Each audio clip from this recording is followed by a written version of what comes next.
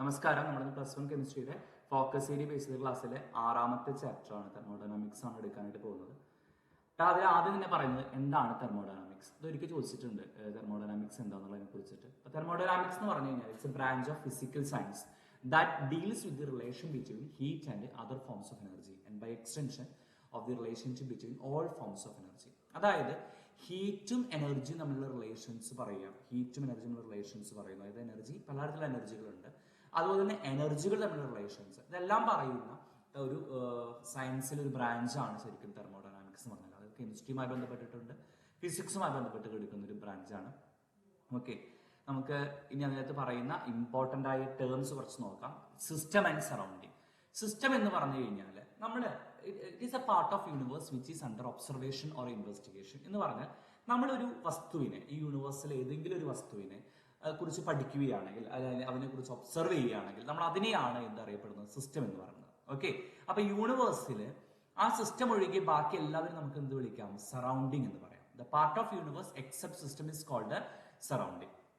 അപ്പൊ ചില സമയത്ത് സിസ്റ്റത്തിനെയും സറൗണ്ടിങ്ങിനും സെപ്പറേറ്റ് ചെയ്യാൻ ബൗണ്ടറികൾ ഉണ്ടായിരിക്കാം, ചിലപ്പോൾ ബൗണ്ടറി ഇല്ലാത്ത കേസസ് ഉണ്ടായിരിക്കാം. ഓക്കെ, അപ്പൊ നമ്മൾ ഈ യൂണിവേഴ്സിൽ ഒരു ഒബ്ജക്റ്റിനെ കുറിച്ച്, അത് എന്ത് ഒബ്ജക്റ്റ് വേണമെങ്കിലും ആവാം, ആ ഒബ്ജക്റ്റിനെ കുറിച്ച് പഠിക്കുമ്പോൾ ആ ഒബ്ജക്റ്റ് ആണ് എന്ത് സിസ്റ്റമായിട്ട് കൺസിഡർ ചെയ്യുന്നത്. അതിന് പുറത്തുള്ള ബാക്കി എല്ലാം എന്തായിരിക്കും, സറൗണ്ടിങ് ആയിരിക്കും. ഓക്കെ, അപ്പൊ സിസ്റ്റവും സറൗണ്ടിങ് ചേർന്ന് നമുക്ക് എന്ത് കിട്ടും, യൂണിവേഴ്സ് കിട്ടും.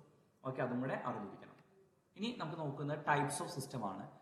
3 ടൈപ്പ് സിസ്റ്റമാണ് മെയിൻ ആയിട്ടുള്ളത്. അതായത് ഓപ്പൺ സിസ്റ്റം. ഓപ്പൺ സിസ്റ്റം എന്ന് പറയുന്നത് കഴിഞ്ഞാൽ നമുക്ക് ഒരു സിമ്പിൾ എക്സാമ്പിൾ പറയുകയാണെങ്കിൽ, ഒരു എപ്പോഴും പറയാറുള്ളത് തന്നെയാണ് ഹോട്ട് വാട്ടർ ടേക്കണിന് ഓപ്പൺ വെസൽ, അല്ലെങ്കിൽ ഒരു ചൂട് ചായ അതായാലും മതി.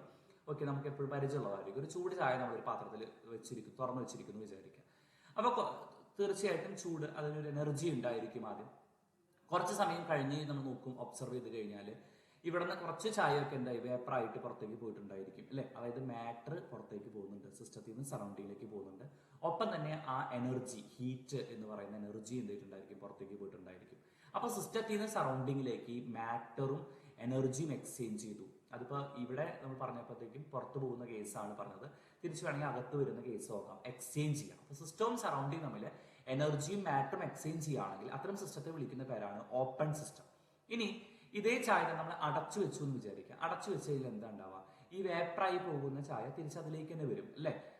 അത് അതിന്റെ ഉള്ളിലേക്ക് തന്നെ തിരിച്ചു വരും. അതായത് അവിടെ മാറ്റർ എന്ത് ചെയ്യുന്നില്ല, സറൗണ്ടിങ്ങിലേക്ക് പോകുന്നില്ല. ആര് മാത്രമേ പോകുന്നുള്ളൂ, ചൂടാറും. തീർച്ചയായിട്ടും നമ്മൾ അടച്ചു വെച്ച് കഴിഞ്ഞാലും കുറച്ച് സമയം കഴിയുമ്പോൾ ചൂടാറിയിട്ടുണ്ടാവും, അല്ലെ? എന്ന് പറഞ്ഞാൽ എനർജി മാത്രമാണ് അവിടെ എന്ത് ചെയ്യുന്നത്, സറൗണ്ടിങ്ങിലേക്ക് പോകുന്നത്. മാറ്റർ എന്ത് ചെയ്യുന്നില്ല, പോകുന്നില്ല. അപ്പോൾ the system can exchange only energy and not matter with surrounding. അതിന് വിളിക്കുന്നവരാണ് ക്ലോസ്ഡ് സിസ്റ്റം. ഇതേ ചായ നമ്മളൊരു ഫ്ലാസ്കിൽ, തെർമോ ഫ്ലാസ്കിൽ എടുക്കുകയാണെങ്കിൽ എന്താ സംഭവിക്കുക, അവിടെ നിന്ന് എനർജിയും പോവില്ല, മാറ്ററും പോവില്ല, അല്ലെ? അപ്പോൾ സിസ്റ്റത്തിന് സറൗണ്ടിങ്ങിലേക്ക് എന്താണ് എനർജിയും മാറ്റർ എക്സ്ചേഞ്ച് ചെയ്യുന്നില്ലെങ്കിൽ അതിന് വിളിക്കുന്ന പേരാണ് ഐസൊലേറ്റഡ് സിസ്റ്റം. അതിന്റെ എക്സാമ്പിൾ ആണ് നമ്മൾ thermo flask, hot water taking thermo flask. ഇത് എക്സാമ്പിൾ ചോദിച്ചിട്ടുണ്ട്, ഇതിന്റെ എക്സാമ്പിൾ.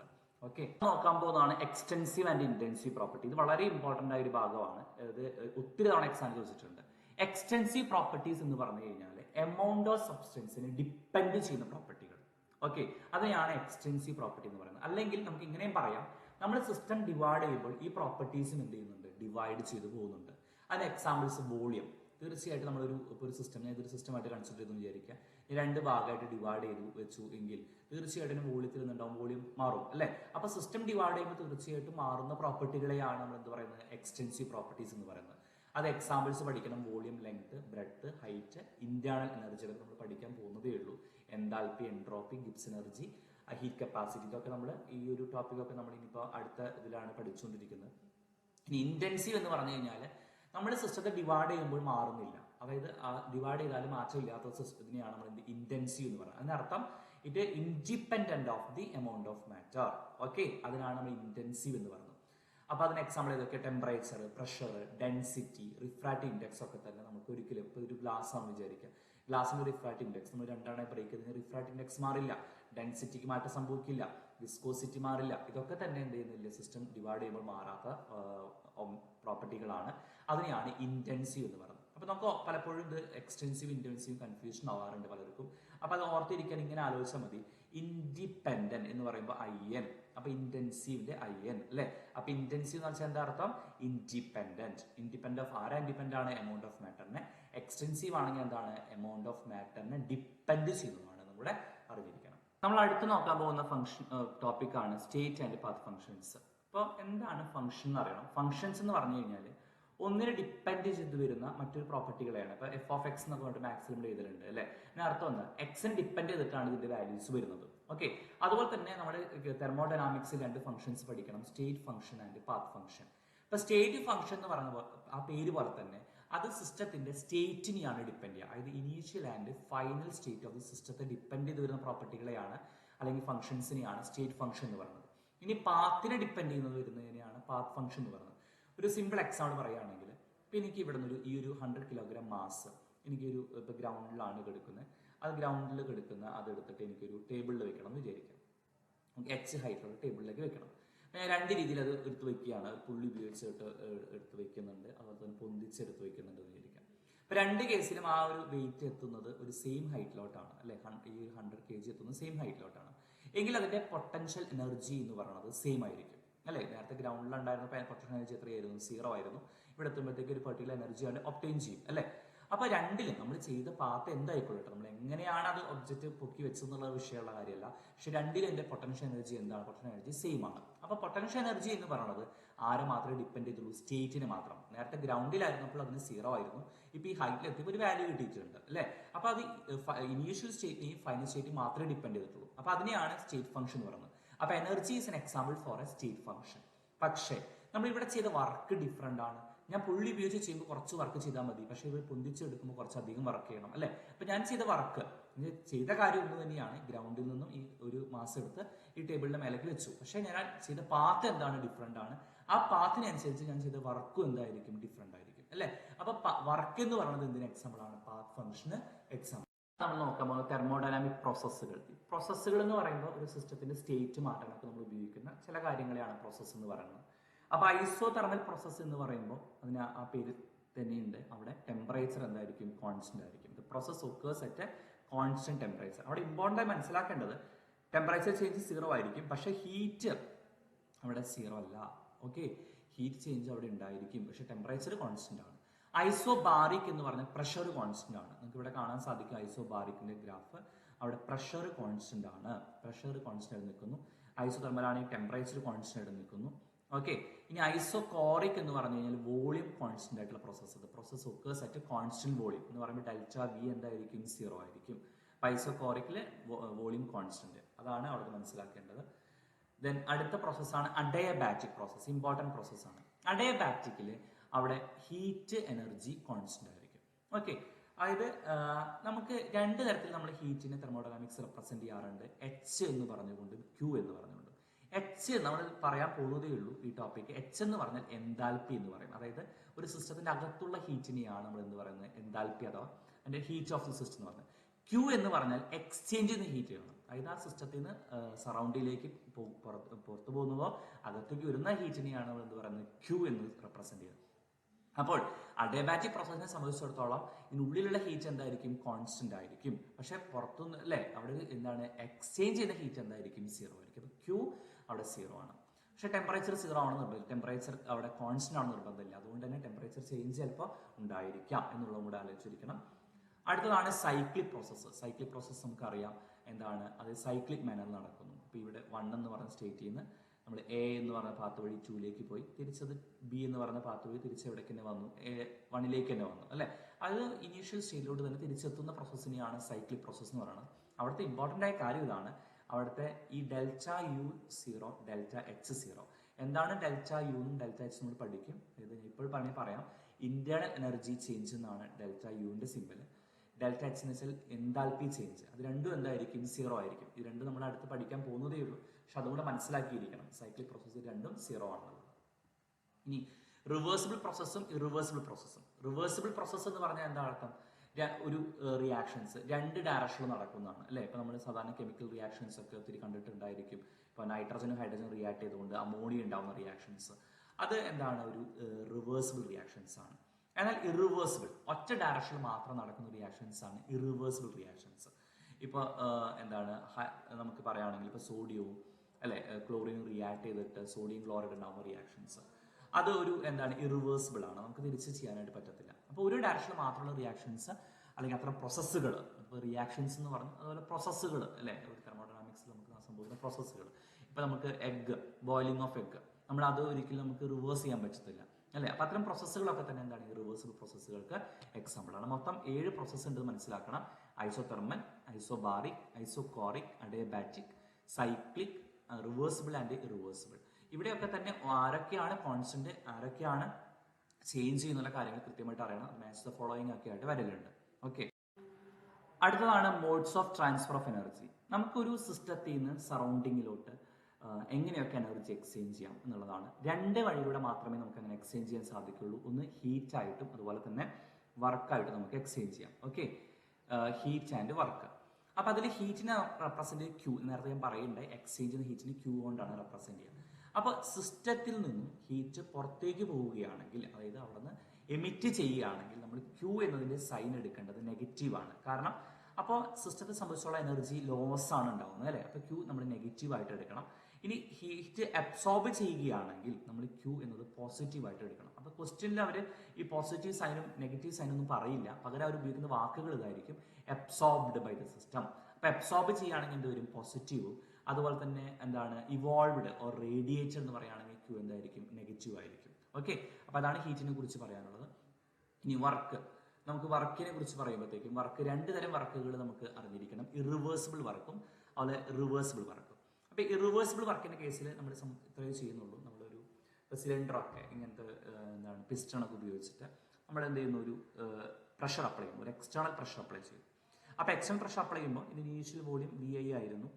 പ്രഷർ അപ്ലൈ ചെയ്തപ്പോഴത്തേക്കും അത് എന്ത് ചെയ്തു, വോളിയം കുറഞ്ഞ് VFI അല്ലേ. അപ്പൊ നമ്മളൊരു വർക്ക് ചെയ്തിട്ടുണ്ട് ഇവിടെ. തീർച്ചയായിട്ടും പ്രഷർ അപ്ലൈ ചെയ്തപ്പോൾ അവിടെ വോളിയത്തിൽ ചേഞ്ച് ഉണ്ടായിട്ടുണ്ട്. That is delta V. Change കാണണമെങ്കിൽ നമ്മൾ എന്ത് ചെയ്യണം, final volume minus initial volume ചെയ്താൽ മതി. പക്ഷെ ഇതൊരു നെഗറ്റീവ് വാല്യൂ ആണ് വരുന്നത് നമുക്ക് അറിയാമല്ലോ, കാരണം ഫൈനൽ വോളിയം ചെറുതാണ്, ഇനീഷ്യൽ വോളിയം ആണ് ഹൈ അല്ലേ. നെഗറ്റീവ് ആണ് വരുന്നത് അറിയാം. അപ്പൊ ഡെൽറ്റ V നെഗറ്റീവ് ആയിരിക്കും എന്നറിയാം. അപ്പൊ ഇതിന്റെ വർക്ക് കാണാനുള്ള ഇക്വേഷൻ ഇതാണ്, -P external into delta V. അതായത് external pressure into change in volume. Okay, ഇപ്പൊ ചേഞ്ച് ഇൻ വോളിയം എന്താ വരുന്നത്, VF മൈനസ് VI. ഇത് മിക്കവാറും നെഗറ്റീവ് ആണ് വരാറുള്ളത്. നെഗറ്റീവ് വർക്ക് എന്തായി പോകും, പോസിറ്റീവായി പോകാറുണ്ട് മിക്കവാറും പ്രോബ്ലത്തിൽ. എപ്പോഴും ശ്രദ്ധിക്കേണ്ട ഒരു കാര്യം വെച്ചാൽ നമുക്ക് ക്വസ്റ്റ്യനിൽ ചിലപ്പോൾ 2 തരം പ്രഷറുകൾ പറയാറുണ്ട്. അതായത് ഇതിനുള്ളിലുള്ള ഗ്യാസിന്റെ പ്രഷർ, ഇപ്പോൾ പറയും 1 atm ഗ്യാസ് എന്ന് പറയും, ഒരു ഇതിനകത്തുണ്ട്. ഒരു എക്സ്റ്റേണൽ പ്രഷർ ചിലപ്പോൾ 3 atm അപ്ലൈ ചെയ്തു എന്ന് പറയുമ്പോഴത്തേക്കും നമ്മൾ ഈ 2 പ്രഷർ കണ്ട് കൺഫ്യൂഷൻ ആവും. അപ്പം മനസ്സിലാക്കേണ്ടത് എക്സ്റ്റേണൽ പ്രഷറാണ് ഇവിടെ ഉപയോഗിക്കേണ്ടത് എന്നുള്ളത് പ്രത്യേകം ഓർത്തിരിക്കണം. അപ്പോൾ ഗ്യാസിന്റെ പ്രഷർ എന്ന് പറയുന്നത് നമുക്ക് അത് ആവശ്യമില്ല, ഈ പ്രോബ്ലം ചെയ്യാൻ അവിടെ ആവശ്യമില്ല എന്നുള്ളത് കൂടെ ആലോചിച്ചിരിക്കാം. ഓക്കെ, നമുക്കിനി അടുത്തത് ഇവിടെ നിന്ന് വേണ്ടത് റിവേഴ്സിബിൾ പ്രോസസ്സിന്റെ വർക്കാണ്. അതിന്റെ ഇക്വേഷൻ ആണ് -2.303 nRT log VF/VI. ഇവിടെ n എന്ന് വെച്ചാൽ നമ്പർ ഓഫ് മോൾസ് ആണ്, R gas constant, T temperature, VF final volume, VI initial. ഇവിടെ നമ്മൾ ചെയ്യുന്ന കാര്യം നോക്കുന്ന കാര്യം തന്നെയാണ് work done by the system. അതായത് ഒരു സിസ്റ്റം വർക്ക് ചെയ്യുന്നു എന്ന് വിചാരിക്കാം. അപ്പൊ എന്താ ഉണ്ടാവുക, എനർജി പുറത്തു പോവുകയാണ് ചെയ്യുന്നത് അല്ലെ. അപ്പൊ അതുകൊണ്ട് W നമ്മൾ എന്തിടും, നെഗറ്റീവ് സൈൻ ഇടും. ഇനി work done on the system, സിസ്റ്റത്തിന് മേലെ വർക്ക് ചെയ്യുമ്പോൾ എന്തായിരിക്കും, നമുക്ക് എനർജി കിട്ടുകയാണ് ചെയ്യുക. അപ്പൊ W എന്തിടും, പോസിറ്റീവ് ഇടും. അപ്പൊ നമ്മളൊരു എക്സാമ്പിൾ പറയുമ്പോഴത്തേക്കും ഈ ടോയ് കാറുകൾ നമ്മൾ കണ്ടിട്ടുണ്ടായിരിക്കും, നമ്മൾ കീ കൊടുത്തിട്ട് നമ്മൾ വർക്ക് ചെയ്യുന്നു, കീ നമ്മൾ കൊടുക്കുന്നു, അപ്പൊ ആ എനർജി കിട്ടുന്നു. അപ്പൊ work done on the system. അപ്പോൾ ആ ഒരു കാർ ഒരു സിസ്റ്റമായിട്ട് കൺസിഡർ ചെയ്യുകയാണെങ്കിൽ ടോയ് കാർ, അതിന് എനർജി കിട്ടി, അത് അപ്പോൾ W പോസിറ്റീവ് എടുക്കും. ഇനി അത് നമ്മൾ നിലത്ത് വെച്ച് അത് ഓടും അല്ലേ. അപ്പോൾ work done by the system, അത് ഓടുകയാണ്, അതിന് എനർജി കുറയും. അപ്പോൾ നമ്മൾ W എന്ത് എടുക്കണം, നെഗറ്റീവ് എടുക്കണം. ഓക്കെ, അപ്പോൾ സൈൻ കൺവെൻഷൻസ് വളരെ ഇമ്പോർട്ടൻ്റ് ആണ്. നമുക്ക് ഇതുമായി ബന്ധപ്പെട്ട പ്രോബ്ലം നോക്കാം. Calculate work done for the reversible isothermal expansion of 1 mole of an ideal gas at 27 degrees Celsius from a volume of 10 dm³ to a volume of 20 dm³. അപ്പോൾ നമ്മൾ പറയാൻ ശ്രദ്ധിക്കേണ്ട വാക്ക് ഇതാണ്, റിവേഴ്സിബിൾ ഐസോതെർമൽ എക്സ്പാൻഷൻ ആണ്. അതുകൊണ്ട് തന്നെ നമ്മൾ ഉപയോഗിക്കേണ്ട ഇക്വേഷൻ ഏതാണ്, -2.303 nRT log V2/V1 ആണ് ഉപയോഗിക്കേണ്ടത്. ഓക്കെ, നമുക്ക് തന്ന ഡാറ്റാസ് എല്ലാം നോക്കാം. നമ്പർ ഓഫ് മോൾസ് തന്നിട്ടുണ്ട്, എത്രയാണ്, 1 mole ആണ്. അപ്പൊ N = 1. ഇനി ആറിന്റെ വാല്യൂ എപ്പോഴും 8.314 ആണ് നമ്മൾ എടുക്കാറുള്ളത്, 8.314 J/Kelvin/mole.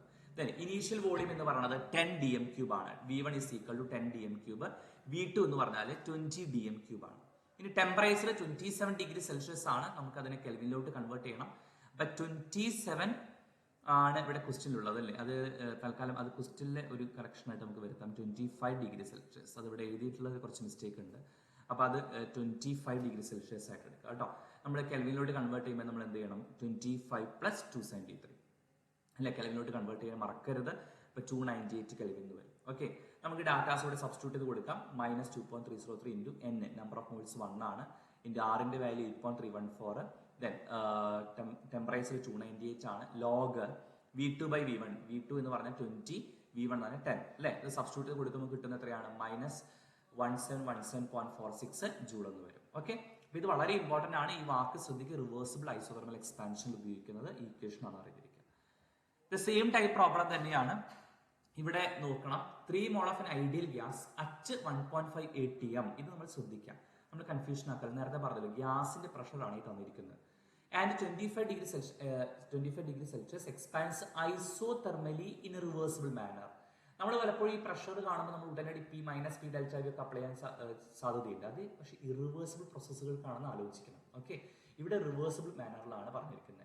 ക്വസ്റ്റ്യൻ ഒന്നുകൂടെ റിപ്പീറ്റ് ചെയ്യാം. 3 mol of an ideal gas at 1.5 atm and 25°C expands isothermally in a reversible manner to twice its original volume against an external pressure of 1 atm. Okay, calculate work done. അപ്പൊ ഇവിടെ external pressure തന്നിട്ടുണ്ട് നമുക്ക്. അപ്പൊ ഒക്കെ നമുക്ക് confusion വരും, അത് മറ്റേ -P Δ V അല്ലേ ഉപയോഗിക്കേണ്ടതൊക്കെ കൺഫ്യൂഷൻസ് ഉണ്ടാവും. പക്ഷെ അത് മനസ്സിലാക്കണം, ഇവിടെ ഈ വാക്കിനാണ് ഇമ്പോർട്ടന്റ്, ഐസോതെർമലി റിവേഴ്സിബിൾ എക്സ്പാൻഷൻ എന്നുള്ളതാണ്. അപ്പോൾ നമ്മൾ ഉപയോഗിക്കേണ്ടത് ഏതാണ്, -2.303 nRT log V2/V1. ഇത് ഇറിവേഴ്സിബിൾ ആയിരുന്നുവെങ്കിൽ നമുക്ക് എന്ത് ഉപയോഗിക്കാമായിരുന്നു, -P Δ V ഉപയോഗിക്കാമായിരുന്നു. അപ്പൊ ഈ എക്സ്റ്റേണൽ പ്രഷർ കാണുമ്പോൾ കൺഫ്യൂഷൻസ് പലർക്കും ഉണ്ടാവാറുണ്ട്, അതുകൊണ്ടാണ് എടുത്തു പറയുന്നത്. ഇനി ഇവിടുത്തെ ഡാറ്റാസ് നോക്കുകയാണെങ്കിൽ നമ്പർ ഓഫ് മോൾസ് 3 ആണ്, ആറിന്റെ വാല്യൂ 8.314. ഇനി വോളിയം തന്നിട്ടില്ല, പകരം വോളിയം പറഞ്ഞിരിക്കുന്നത് വോളിയം ട്വൈസ് അല്ലെ, മുമ്പുള്ള വോളിയത്തിന് ഡബിൾ ആവുന്നു. അപ്പൊ ഇനീഷ്യൽ വോളിയം നമുക്ക് അസ്യൂം ചെയ്യാം, എത്ര ഉള്ള അസ്യൂം ചെയ്യാം. അപ്പൊ ഇവിടെ നമ്മൾ Z എന്നാണ് എടുത്തിരിക്കുന്നത്. V2 ഇപ്പൊ എന്തായിരിക്കും, എന്റെ ഡബിൾ ആയിരിക്കും അല്ലെ, 2Z ആണ്. ഈ ടെമ്പറേച്ചർ എത്ര പറഞ്ഞിരിക്കുന്നത്, 25°C ആണ്. സോ 25 + 273 298 കെൽവിൻ വരും. ഓക്കെ, അപ്പൊ നമ്മൾ ഡാറ്റ സബ്സ്റ്റിറ്റ്യൂട്ട് ചെയ്ത് കൊടുക്കുക. നേരത്തെ പോലെ തന്നെയാണ് ഇത് ചെയ്തു നോക്കണം കേട്ടോ. നമുക്ക് അടുത്ത ടോപ്പിക്കിലേക്ക് പോവാം. അടുത്ത ടോപ്പിക്കാണ് ഇന്റേണൽ എനർജി. ഇന്റേണൽ എനർജി എന്ന് പറഞ്ഞു കഴിഞ്ഞാൽ പേരിൽ തന്നെയുണ്ട്, ഒരു സിസ്റ്റത്തിന്റെ അകത്തുള്ള എനർജികളുടെ എല്ലാം sum. It is a sum of all kinds of energy in a system. Okay, അപ്പൊ അത് പലതരത്തിലുള്ള എനർജികൾ ആവാം. എന്തൊക്കെ എനർജിയാണ് സിസ്റ്റത്തിൽ, അതിന്റെ ആ എനർജികളെല്ലാം കൂട്ടി കഴിഞ്ഞ് കിട്ടുന്ന വാല്യൂ ആണ് ഇന്റേണൽ എനർജി. ഇനി ഇന്റേണൽ എനർജിക്ക് ചേഞ്ച് ഉണ്ടാവാം. അത് രണ്ട് തരത്തിലൂടെ ചേഞ്ച് ഉള്ളൂ, നമ്മൾ നേരത്തെ പഠിച്ചു. എന്ന് ബൈ ഹീറ്റ് ആയിട്ടും ട്രാൻസ്ഫർ ചെയ്യാം, അല്ലെങ്കിൽ വർക്കായിട്ട് നമുക്ക് ട്രാൻസ്ഫർ ചെയ്യാൻ പറ്റും സറൗണ്ടിങ്ങിലോട്ട്. ഇനി അടുത്ത് പറയുന്നതാണ് ഫസ്റ്റ് ലോ ഓഫ് തെർമോഡൈനാമിക്സ്. ഇത് സത്യത്തിൽ നമുക്ക് ലോ ഓഫ് കൺസർവേഷൻ ഓഫ് എനർജിയാണ്, നമ്മൾ പഠിച്ചിട്ടുള്ള ലോ തന്നെയാണ്. ഇങ്ങനെയാണ് statement, that energy can neither be created nor B destroyed അല്ലെ. എനർജി നമുക്ക് നശിപ്പിക്കാനോ ഉണ്ടാക്കാനോ സാധിക്കില്ല. അല്ലെങ്കിൽ നിങ്ങൾക്ക് ഇങ്ങനെ പറയാം, total energy in the universe is always constant അല്ലെ. എനർജി ഒരിക്കലും മാറുന്നില്ല, എനർജി ഒരു ഫോമിൽ മറ്റു ഫോമിലോട്ട് കൺവേർട്ട് ചെയ്യുന്നുള്ളൂ. ഇങ്ങനെയും സ്റ്റേറ്റ്മെന്റ് ഉണ്ട്, total energy of N isolated system is always constant. അതായത് ഐസൊലേറ്റഡ് സിസ്റ്റം നേരത്തെ പറയണ്ടായി, ഒറ്റയ്ക്ക് ഇരിക്കുന്ന അല്ലെ, ഒരു സറൗണ്ടിങ് ആയിട്ട് ഒരു തരത്തിലുള്ള എന്താണ് അവർക്ക് എക്സ്ചേഞ്ച് ഇല്ല. അപ്പൊ അതിന്റെ എനർജി എപ്പോഴും എന്തായിരിക്കും, കോൺസ്റ്റന്റ് ആയിരിക്കും. ഇതിന്റെ മാത്തമാറ്റിക്കൽ ഫോം എന്ന് പറഞ്ഞത് ഇങ്ങനെയാണ്. നേരത്തെ പറയുണ്ടായി നമ്മൾ, എനർജിക്ക് ചേഞ്ച് ഉണ്ടാവുകയാണെങ്കിൽ തന്നെ അത് എങ്ങനെ മാത്രമേ ചേഞ്ച് ഉണ്ടാവുള്ളൂ, ഹീറ്റ് ആയിട്ടും വർക്കായിട്ട് മാത്രമേ ചേഞ്ച് ഉണ്ടാവുള്ളൂ എന്ന് പറഞ്ഞു. അപ്പൊ അതാണ് മാത്തമാറ്റിക്കൽ റെപ്രസെന്റേഷൻ ആയിട്ട് പറയുന്നത്. Delta U internal energy change is equal to Q + W. ഇനി ഇതിന്റെ കുറച്ച് എന്താണ് സ്പെഷ്യൽ കേസസ് നമുക്ക് നോക്കണം, ഇത് ഇമ്പോർട്ടന്റ് ആണ്. ഇപ്പോൾ സോളിഡ്സ് ലിക്വിഡ്സ് ഒക്കെ ആണെങ്കിൽ നമുക്ക് എല്ലാവർക്കും അറിയാം, അവിടെ വോളിയം എന്തായിരിക്കും, വോളിയത്തിൽ ചേഞ്ച് ഉണ്ടാവില്ല എന്നറിയാം അല്ലെ, നമുക്ക് അത് ഇൻകംപ്രസിബിൾ ആണ്. അപ്പൊ അതുകൊണ്ട് തന്നെ നമുക്ക് വർക്കിംഗ് ഇക്വേഷൻ -P Δ V എന്ന് പഠിച്ചിട്ടുണ്ട്. അപ്പോൾ Δ V 0 ആണെങ്കിൽ വർക്ക് എന്തായിരിക്കും, 0 ആയിരിക്കും. അപ്പൊ Δ U ഈസ് ഈക്വൽ ടു ആരാണ്, Q ആണ്. Δ U ഈസ് ഈക്വൽ ടു ആരാ വരുന്നത്, Q ആണ് വരുന്നത് അല്ലെ. അത് ഹീറ്റിനോടാണ് ഈക്വൽ ആയിട്ട് വരുന്നത്. ഇനി ഇതൊരു ഐസോതെർമൽ പ്രോസസ് ആണെങ്കിൽ, ഐസോതെർമൽ പ്രോസസ്സിന്റെ അകത്ത് നമ്മൾ കണ്ട കാര്യമാണ്, അവിടെ Δ U 0 ആയിരിക്കും എന്നുള്ളത് കൂടെ അറിഞ്ഞിരിക്കണം. അതുപോലെ സൈക്ലിക് പ്രോസസ് ആണെങ്കിലും Δ U എന്തായിരിക്കും, 0 ആയിരിക്കും. ഐസോതെർമൽ റിവേഴ്സിബിൾ പ്രോസസ് കേട്ടോ, അതുകൊണ്ട് ശ്രദ്ധിക്കുക. ഐസോതെർമൽ റിവേഴ്സിബിൾ, ഐസോതെർമൽ ആയതുകൊണ്ട് മാത്രമല്ല റിവേഴ്സിബിൾ ആയതുകൊണ്ട്. ഓക്കെ, അപ്പൊ Δ U 0. അപ്പൊ Δ U 0 ആണെങ്കിൽ Q + W എന്തായിരിക്കും, 0 ആയിരിക്കും. Q is equal to -W. ഇതാണ് അവിടുന്ന് അറിഞ്ഞിരിക്കേണ്ടത്.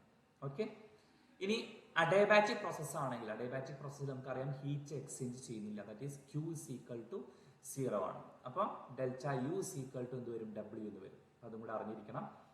അപ്പൊ ഈ കേസ് നമുക്ക് സൈക്ലിക് പ്രോസസ്സിനും കൂടെ ബാധകമാണെന്നുള്ളതും കൂടെ ഓർത്തിരിക്കണം. നമുക്കിനി ഫസ്റ്റ് ഓഫ് തെർമോഡൈനാമിക്സിനെ ബന്ധപ്പെട്ടുകൊണ്ട് ഒരു പ്രോബ്ലം നോക്കാം. In a process 701 joule of heat is absorbed by a system and 394 joule of work is done by the system. What is the change in internal energy of the process? തീർച്ചയായിട്ടും change in energy കാണാൻ equation delta U equal to Q plus W നമ്മൾ പഠിച്ചു കഴിഞ്ഞതാണ്. ഇനി മനസ്സിലാക്കേണ്ടത് ഇവിടെ നിന്ന് തന്നിട്ടുള്ള കാര്യങ്ങൾ ശ്രദ്ധിക്കുക. Heat absorbed by the system എന്ന് പറയുമ്പോൾ പോസിറ്റീവ് ആണ് വരുന്നത്. 701 ജൂൾ എന്നുള്ളത് പോസിറ്റീവ് സൈൻ എടുക്കണം. 394 joule work is done by the system. By the system ആകുമ്പോൾ ഡബ്ല്യു എന്താ വരുന്നത്, നെഗറ്റീവ് ആണ് വരിക അല്ലെ. അപ്പോൾ delta U equal to Q plus W, ക്യൂവിന്റെ വാല്യൂ പ്ലസ് 701 ഡബ്ല്യുവിന്റെ വാല്യൂ മൈനസ് 394. സബ്സ്റ്റിറ്റ്യൂട്ട് ചെയ്ത് കൊടുത്താൽ നമുക്ക് കിട്ടുന്ന ആൻസർ 307 ജൂൾ എന്ന് വരും. ഓക്കെ, അപ്പൊ അത് ഇമ്പോർട്ടന്റ് ആണ്. അതും കൂടാതെ ഇതേ ടൈപ്പിൽ ഒരുപാട് പ്രോബ്ലംസ് വരലുണ്ട്. അടുത്തതാണ് significance of delta U. Delta യുവിന്റെ എന്തെങ്കിലും ഇമ്പോർട്ടൻസ് ഉണ്ടോ എന്നുള്ളത് നമുക്ക് നോക്കാം. Delta U equal to Q plus W ആണ്, നമുക്കറിയാം, നമ്മൾ നേരത്തെ പഠിച്ചതാണ് ഫസ്റ്റ് ഓഫ് തെർമോഡൈനാമിക്സിൽ നിന്ന്. പക്ഷെ ഡബ്ല്യു ഇക്വേഷൻ എന്താണ്, മൈനസ് പി ഡെൽറ്റ വി അല്ലെ. ഓക്കെ, അപ്പൊ ക്യൂ ഡബ്ല്യുവിന് പകരം മൈനസ് പി ഡെൽറ്റ വി കൊടുത്തു. ഇനി ഈ പ്രോസസ് നടക്കുന്ന ഒരു കോൺസ്റ്റന്റ് വോളിയത്തിലാണെങ്കിൽ ഡെൽറ്റ വി എന്തായിരിക്കും, 0 ആയിരിക്കും. അപ്പൊ ഡെൽറ്റ യു ഈക്വൽ ടു എന്ത് വരും, ക്യൂ അല്ലേ വരുന്നത്. അപ്പൊ delta U equal to heat ആണ്, ഇത് എക്സ്ചേഞ്ച് ചെയ്യുന്ന ഹീറ്റ് ആണ് എപ്പോൾ, അറ്റ് കോൺസ്റ്റന്റ് വോളിയം. അതുകൊണ്ട് നമുക്ക് ഡെൽറ്റ യു ഈക്വൽ ടു എന്ത് പറയാം, ക്യൂ വി എന്ന് പറയാം. സോ ഡെൽറ്റ യുവിന്റെ ഇമ്പോർട്ടൻസ് ഇതാണ്, അല്ലെങ്കിൽ സിഗ്നിഫിക്കൻസ് ഇതാണ്. Delta U gives the amount of heat absorbed or evolved അല്ലെ, എക്സ്ചേഞ്ച് ചെയ്യുന്ന ഹീറ്റ് ആണ് എപ്പോൾ, അറ്റ് കോൺസ്റ്റന്റ് വോളിയം. അടുത്ത ടോപ്പിക് ആണ് എൻതാൽപ്പി. എൻതാൽപ്പിയെ കുറിച്ച് നേരത്തെ ഞാൻ പറയണ്ടായി. എൻതാൽപ്പി എന്ന് പറഞ്ഞു കഴിഞ്ഞാൽ it is a total heat content of a system. അതിന്റെ ഇക്വേഷൻ വരുന്നത് it is a sum of internal energy and pressure volume energy of a system എന്ന് പറഞ്ഞാൽ അതിന്റെ ഹീറ്റ് പറഞ്ഞാൽ രണ്ട് എനർജികൾ, ഇന്റേണൽ എനർജിയും പ്രഷർ വോളിയം എനർജിയും കൂടെ കൂട്ടിയതായിരിക്കും ടോട്ടൽ ഹീറ്റ് ആയിട്ട് വരുന്നത്. ഓക്കെ, നമുക്കിനി അറിയേണ്ടത് എൻതാൽപ്പി ഓഫ് റിയാക്ഷൻ ആണ്. ഒരു reaction enthalpy. Enthalpy of reaction പറഞ്ഞാൽ എപ്പോഴും റിയാക്ഷൻ നമുക്കറിയാം എന്താ, ആർ ഗീവ്സ് പി അല്ലെ, റിയാക്ടന്റ് ഗീവ്സ് പ്രൊഡക്റ്റ് എന്ന് പറയുന്നതാണ്. അപ്പൊ അതിന്റെ ചേഞ്ച് ഇൻ എൻതാൽപ്പി എന്ന് പറയുമ്പോൾ പ്രൊഡക്റ്റിന്റെ എൻതാൽപ്പി, എത്ര പ്രൊഡക്റ്റ് ഉണ്ടോ അവരെല്ലാം എൻതാൽപ്പികൾ ആഡ് ചെയ്യുന്നു, മൈനസ് റിയാക്ടന്റ് എൻതാൽപ്പി. അതാണ് ഇവിടെ പറഞ്ഞത്. Enthalpy of reaction is equal to sum of enthalpies of product minus sum of enthalpies of reactant. ഇനി ഇത് ഈ ഒരു ഡെൽറ്റ എച്ചിന്റെ വാല്യൂ അഥവാ എൻതാൽപ്പി ചേഞ്ചിന്റെ വാല്യൂ പോസിറ്റീവോ നെഗറ്റീവോ ആകാം. അത് ഡിപ്പെൻഡ് ചെയ്യുന്നത് enthalpy product enthalpy of reactant വെച്ചുകൊണ്ടാണ്. അപ്പൊ ആദ്യത്തെ കേസ് നോക്കുകയാണെങ്കിൽ enthalpy of product is greater than enthalpy of reactant. കണ്ടോ, പ്രൊഡക്റ്റിന്റെ enthalpy greater than enthalpy of reactant ആണ്. അപ്പൊ അത്തരം കേസിൽ നമ്മൾ ഇതിന്റെ ഡിഫറൻസ് എടുക്കുമ്പോൾ തീർച്ചയായിട്ടും ഡെൽറ്റ എച്ച് എന്തായിരിക്കും, പോസിറ്റീവ് ആയിരിക്കും അല്ലെ. അവിടെ ഹീറ്റ് അപ്പൊ എന്ത് ചെയ്യും, റിയാക്ടന്റിന് എനർജി കുറവാണല്ലോ, ഹീറ്റ് കുറവാണ്, പ്രൊഡക്റ്റിന് ഹീറ്റ് കൂടുതലാണ്. അപ്പോൾ റിയാക്ടന്റ് പ്രൊഡക്റ്റ് ആകുമ്പോൾ എന്ത് ചെയ്യും, അവിടെ ഹീറ്റ് അബ്സോർബ് ചെയ്യാണ് ചെയ്യുന്നത്. അപ്പൊ അത് വിളിക്കുന്നതാണ് എൻഡോതെർമിക് പ്രോസസ് എന്നാണ് പറയുന്നത്. ഇനി അതേസമയം എന്താണ്, പ്രൊഡക്റ്റിന്റെ എൻതാൽപ്പി കുറവാണ്, പ്രൊഡക്റ്റ് എൻതാൽപ്പി കുറയുകയും റിയാക്ടന്റ് എൻതാൽപ്പി കൂടുകയും ചെയ്യുന്ന സിറ്റുവേഷൻ ആണെങ്കിൽ അവിടെ നിന്ന് ഹീറ്റ് ഇവോൾവ് ചെയ്യും, പുറത്തേക്ക് എന്ത് ചെയ്യുന്നു, വരികയാണ് ചെയ്യുന്നത്. ഓക്കെ, അത് നമുക്ക് ഇക്വേഷൻ നോക്കുമ്പോൾ മനസ്സിലാവുന്നതാണ്. അത് പ്രൊഡക്റ്റിന്റെ വാല്യൂ കുറവാണല്ലോ, റിയാക്ടന്റെ വാല്യൂ കൂടുതലും. അപ്പൊ ഇതിന്റെ ഡെൽറ്റ എച്ച് എന്തായിരിക്കും, നെഗറ്റീവ് ആയിരിക്കും. അപ്പൊ നെഗറ്റീവ് ആവുന്ന കേസിൽ അതിന് വിളിക്കുന്നവർ എക്സോതെർമിക്, അതായത് ഹീറ്റ് എന്ത് ചെയ്യുന്നു, പുറത്തേക്ക് ഇവോൾവ് ചെയ്യുന്നതാണ് വരുന്നത്. ഓക്കെ, നമുക്ക് ഇതുമായി ബന്ധപ്പെട്ട പ്രോബ്ലം നോക്കാം. Standard enthalpies of formation of CH4, CO2 and H2O are at 292 Kelvin, minus 74.81 kilojoule per mole, minus 393.5 kilojoule per mole, minus 285.8 kilojoule per mole respectively. Calculate standard enthalpy of reaction. അപ്പോൾ ഇതിന്റെ enthalpy of reaction കാണണം. ഇതിനകത്ത് അതിന് മുമ്പായിട്ട് ഒരു കാര്യം പ്രത്യേകം അറിഞ്ഞിരിക്കേണ്ടത് standard enthalpy of formation of A molecule, അതായത് ഇപ്പോൾ ഓക്സിജൻ ഇങ്ങനത്തെ ഡയാറ്റോമിക് മോളിക്യൂൾ അല്ലെങ്കിൽ ഒരു എലമെന്റ് മാത്രമുള്ള മോളിക്യൂൾസ് O2, H2 ഇവരുടെയൊക്കെ തന്നെ എൻതാൽപ്പി ഓഫ് ഫോർമേഷൻസ് നമ്മളെപ്പോഴും 0 ആയിട്ടാണ് കൺസിഡർ ചെയ്യാറുള്ളത്. അതും കൂടെ അറിഞ്ഞിരിക്കണം. അപ്പൊ നമുക്ക് ഈ ഒരു റിയാക്ഷന്റെ എൻതാൽപ്പി കണ്ടെത്തിയാൽ മതി അല്ലെ. നമുക്ക് ഇത് ഈ ഒരു റിയാക്ഷന്റെ എൻതാൽപ്പിയാണ് കാണുന്നത്. അപ്പൊ നമ്മൾ എന്താ ചെയ്യേണ്ടത്, പ്രൊഡക്റ്റിന്റെ എൻതാൽപ്പി മൈനസ് റിയാക്ടന്റ് എൻതാൽപ്പി. അപ്പൊ പ്രൊഡക്റ്റ് എന്ന് പറഞ്ഞാൽ ഇവിടെ ആരൊക്കെയാണ്, CO2. അപ്പൊ CO2ന്റെ എൻതാൽപ്പി പ്ലസ് വാട്ടർ എത്ര വാട്ടർ ഉണ്ട്, 2 വാട്ടർ ഉള്ളതുകൊണ്ട് 2 into enthalpy of water. Okay, ഇപ്പൊ ടോട്ടൽ എൻതാൽപ്പി ഓഫ് പ്രൊഡക്റ്റ് ആയി മൈനസ് റിയാക്ടന്റ് എൻതാൽപ്പി. റിയാക്ടന്റ് ആരാ, മീഥൈനും ഓക്സിജനും. അപ്പൊ എൻതാൽപ്പി ഓഫ് മീഥൈൻ പ്ലസ് ഓക്സിജന്റെ 2 into enthalpy of formation of oxygen. അപ്പൊ ഇവിടെ കാർബൺ ഡൈ ഓക്സൈഡ് എൻതാൽപ്പി തന്നിട്ടുണ്ട്, എത്രയാണ് നിൽക്കുന്നത്, -393 പോയിന്റ് അല്ലെ. ഇത് CH4ന്റെ ആണ്, ഇത് CO2 ആണ്, ഇത് H2O ആണ്. അപ്പോൾ വാല്യൂസ് ഇവിടെ സബ്സ്റ്റിറ്റ്യൂട്ട് ചെയ്ത് കൊടുത്തു കഴിഞ്ഞാൽ നമുക്ക് എന്ത് ചെയ്യും, ആൻസർ കിട്ടുന്നതായിരിക്കും. ഓക്കെ, അത് ചെയ്ത് നോക്കണം. അടുത്ത ടോപ്പിക്കാണ് relation between delta H and delta U. ഒത്തിരി തവണ എക്സാമിൽ ചോദിച്ചിട്ടുള്ള ഒരു ടോപ്പിക്കാണ്, ഇമ്പോർട്ടൻ്റ് ആയ ടോപ്പിക്കാണ്. ഇവിടെ ഡെൽറ്റ എച്ചും ഡെൽറ്റ യു തമ്മിലുള്ള റിലേഷൻ ഇതാണ്. Delta H is equal to delta U plus delta N into R T. ഇവിടെ ഡെൽറ്റ എച്ച് എന്ന് വെച്ചാൽ എൻതാൽപ്പി ചേഞ്ച്, ഡെൽറ്റ യു എന്ന് വെച്ചാൽ ഇന്റേണൽ എനർജി ചേഞ്ച് ആണ്. ഡെൽറ്റ എൻ എന്ന് പറഞ്ഞാൽ നമ്പർ ഓഫ് മോൾസിലുള്ള ചേഞ്ച്. അത് പ്രത്യേകം ശ്രദ്ധിക്കണം. അവിടെ നമ്പർ ഓഫ് മോൾസിന് ചേഞ്ച് എടുക്കുമ്പോൾ number of moles of gaseous product minus number of moles of gaseous reactant. നമ്മൾ ഗ്യാസ് ആയിട്ടുള്ള പ്രൊഡക്റ്റും റിയാക്ടന്റ് മാത്രമേ എടുക്കാൻ പാടുള്ളൂ. ആറിന്റെ വാല്യൂ ഗ്യാസ് കോൺസ്റ്റന്റ് ആണ്, ടി ടെമ്പറേച്ചർ ആണ്. ഈ പ്രോബ്ലം നോക്കാം. എന്താ the reaction of a cyanamide with dioxygen was carried out in a bomb calorimeter and delta U was found to be minus 742.7 kilojoule per mole at 298 Kelvin. Calculate enthalpy change for the reaction at 298 Kelvin. നമുക്ക് തന്നിട്ട് delta U തന്നിട്ടുണ്ട്. The reaction is also given. Temperature തന്നിട്ടുണ്ട്. അപ്പോൾ നമുക്ക് അറിയുന്ന equation എന്താ, delta H is equal to delta U plus delta N R T എന്ന് അറിയാം. അപ്പോൾ ഡെൽറ്റ യുവിന്റെ വാല്യൂ എത്രയാണ് തന്നിരിക്കുന്നത്, minus 742.7 kilo joule per mole. അപ്പോൾ കിലോ ജൂളിനെ ജൂൾ ആക്കാൻ മറക്കരുത്, ഇൻറ്റു 1000 ചെയ്യാം, അല്ലെ ഇൻറ്റു 10⁻³ ചെയ്താൽ മതി. ദെൻ ഡെൽറ്റ എന്ന് പറഞ്ഞാൽ number of gaseous product minus number of gaseous reactant. എത്ര പ്രൊഡക്റ്റ് ഉണ്ട് ഗ്യാഷ്യസ് പ്രൊഡക്റ്റ്, നൈട്രജനും കാർബൺ ഡൈ ഓക്സൈഡും രണ്ടുപേരേ ഉള്ളൂ. വാട്ടർ ഇവിടെ ലിക്വിഡ് ആണ്, അല്ലെ. അപ്പോൾ 2. ദെൻ റിയാക്ടന്റുകൾ ഇവിടെ സൈനമൈഡും ഉണ്ട്, അതുപോലെ തന്നെ ഓക്സിജനും ഉണ്ട്. സൈനമൈഡ് ഒരെണ്ണം, ഓക്സിജൻ 3/2. അപ്പോൾ രണ്ടും കൂടെ ആഡ് ചെയ്യുമ്പോൾ 1 + 3/2 നമുക്ക് ചെയ്യുമ്പോൾ കിട്ടുന്ന 5/2 ആണ്. അപ്പോൾ ടോട്ടൽ റിയാക്ടന്റ് ഗ്യാഷ്യസ് റിയാക്ടന്റ് 5/2 ആണ്. സോ 2 - 5/2 കിട്ടുന്നത് -½ ആയിരിക്കും. ടെമ്പറേച്ചർ 298 കെൽവിൻ ആണ്, R 8.314 ആണ്. ഇത്രയും ഡാറ്റാസ് ഇവിടെ സബ്സ്റ്റിറ്റ്യൂട്ട് ചെയ്ത് കൊടുത്താൽ നമുക്ക് ഈ വാല്യൂ ഒബ്റ്റെയിൻ ചെയ്യും. അപ്പോൾ ഇവിടെ നിന്ന് ഈ ഡെൽറ്റ യുവിന്റെ വാല്യൂ ഡെൽറ്റ എന്നിന്റെ വാല്യൂ ഒക്കെ ക്വസ്റ്റ്യൻ നോക്കി എടുത്ത് എഴുതുന്നത് മാത്രമേ കാര്യമുള്ളൂ. അപ്പോൾ ബുദ്ധിമുട്ടുള്ള പ്രോബ്ലം അല്ല അത്. ഇവിടെയാണെങ്കിൽ നമ്മളോട് ചോദിച്ചിട്ടുള്ളത് എന്താ നോക്കാം. എൻതാൽപ്പി ചേഞ്ച് ഓഫ് റിയാക്ഷൻ തന്നിട്ടുണ്ട്. എത്രയാണ്, -91.8 കിലോ ജൂൾ തന്നിട്ടുണ്ട്, അല്ലെ. അമോണിയ ഉണ്ടാകുന്ന റിയാക്ഷൻ ആണ്. At 298 kelvin. Calculate the value of internal energy change. അപ്പോൾ ഇന്റേണൽ എനർജി ചേഞ്ച് നമുക്ക് കാണണം. അപ്പോൾ ഡെൽറ്റ എച്ച് തന്നിട്ടുണ്ട് -91 കിലോ ജൂൾ ആണ്. അപ്പോൾ കിലോ ജൂൾ ആയതുകൊണ്ട് ഇൻറ്റു 10⁻³ ചെയ്യണം. ഓക്കെ, ഇനി ഡെൽറ്റ എന്നിന്റെ വാല്യൂ, ഡെൽറ്റ എന്ന് വെച്ചാൽ എന്താ, number of gaseous product minus number of gaseous reactant ആണ്. അപ്പോൾ എത്ര ഗ്യാഷ്യസ് പ്രൊഡക്റ്റ് ഉണ്ട് ഇവിടെ, 2 അമോണിയ, 2 റിയാക്ടന്റോ, 1 നൈട്രജനും 3 ഹൈഡ്രജനും. അപ്പോൾ 1 + 3 4, 2 - 4 -2 എന്ന് വരും. ആറിന്റെ വാല്യൂ 8.314 ആണ്, ടെമ്പറേച്ചർ 298 ആണ്. അപ്പോൾ delta X is equal to delta U plus delta N into R T. അപ്പോൾ ഇവിടെ നിന്ന് നമുക്ക് ഡെൽറ്റ യു കാണണമെങ്കിൽ delta U is equal to delta H minus delta N R T, അല്ലെ. ഡെൽറ്റ എച്ചിന്റെ വാല്യൂ സബ്സ്റ്റിറ്റ്യൂട്ട് ചെയ്തു. ഡെൽറ്റ എൻ നമുക്ക് -2 ആണ് വന്നിരിക്കുന്നത്. ഇവിടെ ഓൾറെഡി ഒരു മൈനസ് ഉണ്ട്, മറക്കരുത്. ആറിന്റെ വാല്യൂ 8.314, ടെമ്പറേച്ചർ 298. സബ്സ്റ്റിറ്റ്യൂട്ട് ചെയ്ത് കൊടുക്കാം, ഈ വാല്യൂ നമുക്ക് കിട്ടുന്നതായിരിക്കും കേട്ടോ. ഇനി അടുത്താണ് സിഗ്നിഫിക്കൻസ് ഓഫ് ഡെൽറ്റ എച്ച്. നമ്മൾ നേരത്തെ സിഗ്നിഫിക്കൻസ് ഓഫ് ഡെൽറ്റ യു പറയുന്നുണ്ടായി, അതുപോലെ തന്നെ ഡെൽറ്റ എച്ചിന്റെ സിഗ്നിഫിക്കൻസ്. ഇപ്പൊ ഡെൽറ്റ എച്ചിന്റെ ഇക്വേഷൻ ആണ് delta H is equal to delta U plus P delta V. ഇത് കോൺസ്റ്റന്റ് പ്രഷറിലാണ് ഇങ്ങനെ ഇക്വേഷൻ വരുന്നത്. അതായത് H is equal to U plus P V നമുക്കറിയാം. നമ്മൾ ഡെൽറ്റ ചേഞ്ച് കാണുമ്പോൾ delta U plus delta of P V എന്നാണ് വരേണ്ടത്. പക്ഷെ പ്രഷർ കോൺസ്റ്റന്റ് ആകുമ്പോൾ പി പുറത്തേക്ക് എടുത്തു കഴിഞ്ഞാൽ എന്ത് വരും, delta U plus P into delta V എന്ന് വരും. ഓക്കെ, അപ്പൊ delta H is equal to delta U plus P into delta V. Okay, ഇതാണ് നമുക്ക് വരുന്നത്. അപ്പോൾ ഈ ഇക്വേഷൻ നമ്മൾ എഴുതിയത് കോൺസ്റ്റന്റ് വോളിയത്തിലാണെന്നുള്ള, കോൺസ്റ്റന്റ് പ്രഷറിലാണെന്ന് മനസ്സിലാക്കാം. ഇനി ഫസ്റ്റ് ലോ ഓഫ് തെർമോഡൈനാമിക്സ് നമുക്ക് കിട്ടുന്ന equation delta U is equal to എന്താ, Q minus P delta V, അല്ലേ. അപ്പൊ നമുക്ക് ക്യൂന് ഒരു ഇക്വേഷൻ കൊടുക്കാമല്ലോ. ഇത് ഇപ്പുറത്തേക്ക് എടുത്തു കഴിഞ്ഞാൽ എന്ത് വരും, delta U plus P delta V. അപ്പൊ നോക്കിയേ, ഈ രണ്ട് ഇക്വേഷൻസ് കമ്പയർ ചെയ്യുമ്പോൾ നോക്കിയാൽ അതിന്റെ RHSകൾ ഈക്വൽ ആണ്, അല്ലേ. അപ്പൊ LHS എന്തായിരിക്കും, ഈക്വൽ ആയിരിക്കും. അപ്പൊ delta H is equal to Q ആണ് എപ്പോൾ കോൺസ്റ്റന്റ് പ്രഷർ ആണെങ്കിൽ. Delta H is equal to Q P എന്ന് എഴുതുന്നത് കൊണ്ടാണ്, അവിടെ കോൺസ്റ്റന്റ് പ്രഷർ ആയതുകൊണ്ട്. അപ്പൊ നമുക്ക് ഇങ്ങനെ പറയാം, എൻതാൽപ്പി ചേഞ്ച് എന്ന് പറഞ്ഞാൽ എന്തിനോട് ഈക്വൽ ആണ്, ഇത് ഹീറ്റ് ഇവോൾവ്ഡ് ഓർ അബ്സോർബ്ഡ്, അല്ലെ. എക്സ്ചേഞ്ച് ഹീറ്റിനോട് ഈക്വൽ ആണ് അറ്റ് കോൺസ്റ്റന്റ് പ്രഷർ എന്നുള്ളതും കൂടെ ആലോചിച്ചിരിക്കും. അടുത്ത നമുക്ക് നോക്കേണ്ടത് തെർമോ കെമിക്കൽ ഇക്വേഷൻസ് ആണ്. അപ്പൊ തെർമോ കെമിക്കൽ ഇക്വേഷൻ പറയുകയാണെങ്കിൽ നമ്മൾ സാധാരണ ബാലൻസ്ഡ് ഇക്വേഷനൊപ്പം തന്നെ റിയാക്ടന്റിന്റെയും പ്രൊഡക്റ്റിന്റെയും ഒക്കെ തന്നെ ഫിസിക്കൽ സ്റ്റേറ്റ്, ലിക്വിഡ് ആണോ ഗ്യാസ് ആണോ ഉള്ള കാര്യം കൂടെ സ്പെസിഫൈ ചെയ്യണം. ഒപ്പം തന്നെ അവരുടെ എൻതാൽപ്പി ചേഞ്ചും കൂടെ എഴുതുമ്പോഴാണ് അത് തെർമോ കെമിക്കൽ ഇക്വേഷൻ ആവുന്നത്. ഇപ്പൊ നമുക്കൊരു ക്വസ്റ്റ്യൻ എക്സാം ചോദിച്ചിട്ടുണ്ടായിരുന്നതാണ്, right thermochemical equation corresponding to the standard enthalpy of formation of benzene. അപ്പൊ ബെൻസിൻ ഉണ്ടാവുന്നത് എങ്ങനെയാണ്, ബെൻസിൻ C6H6. അപ്പൊ എൻതാൽപ്പി ഫോർമേഷൻ ശരിക്കും നമുക്ക് ഇപ്പോൾ ഒരു ഫോക്കസ് ഏരിയയിൽ ഇല്ല, പക്ഷെ നമുക്ക് അത് അറിഞ്ഞിരിക്കണം.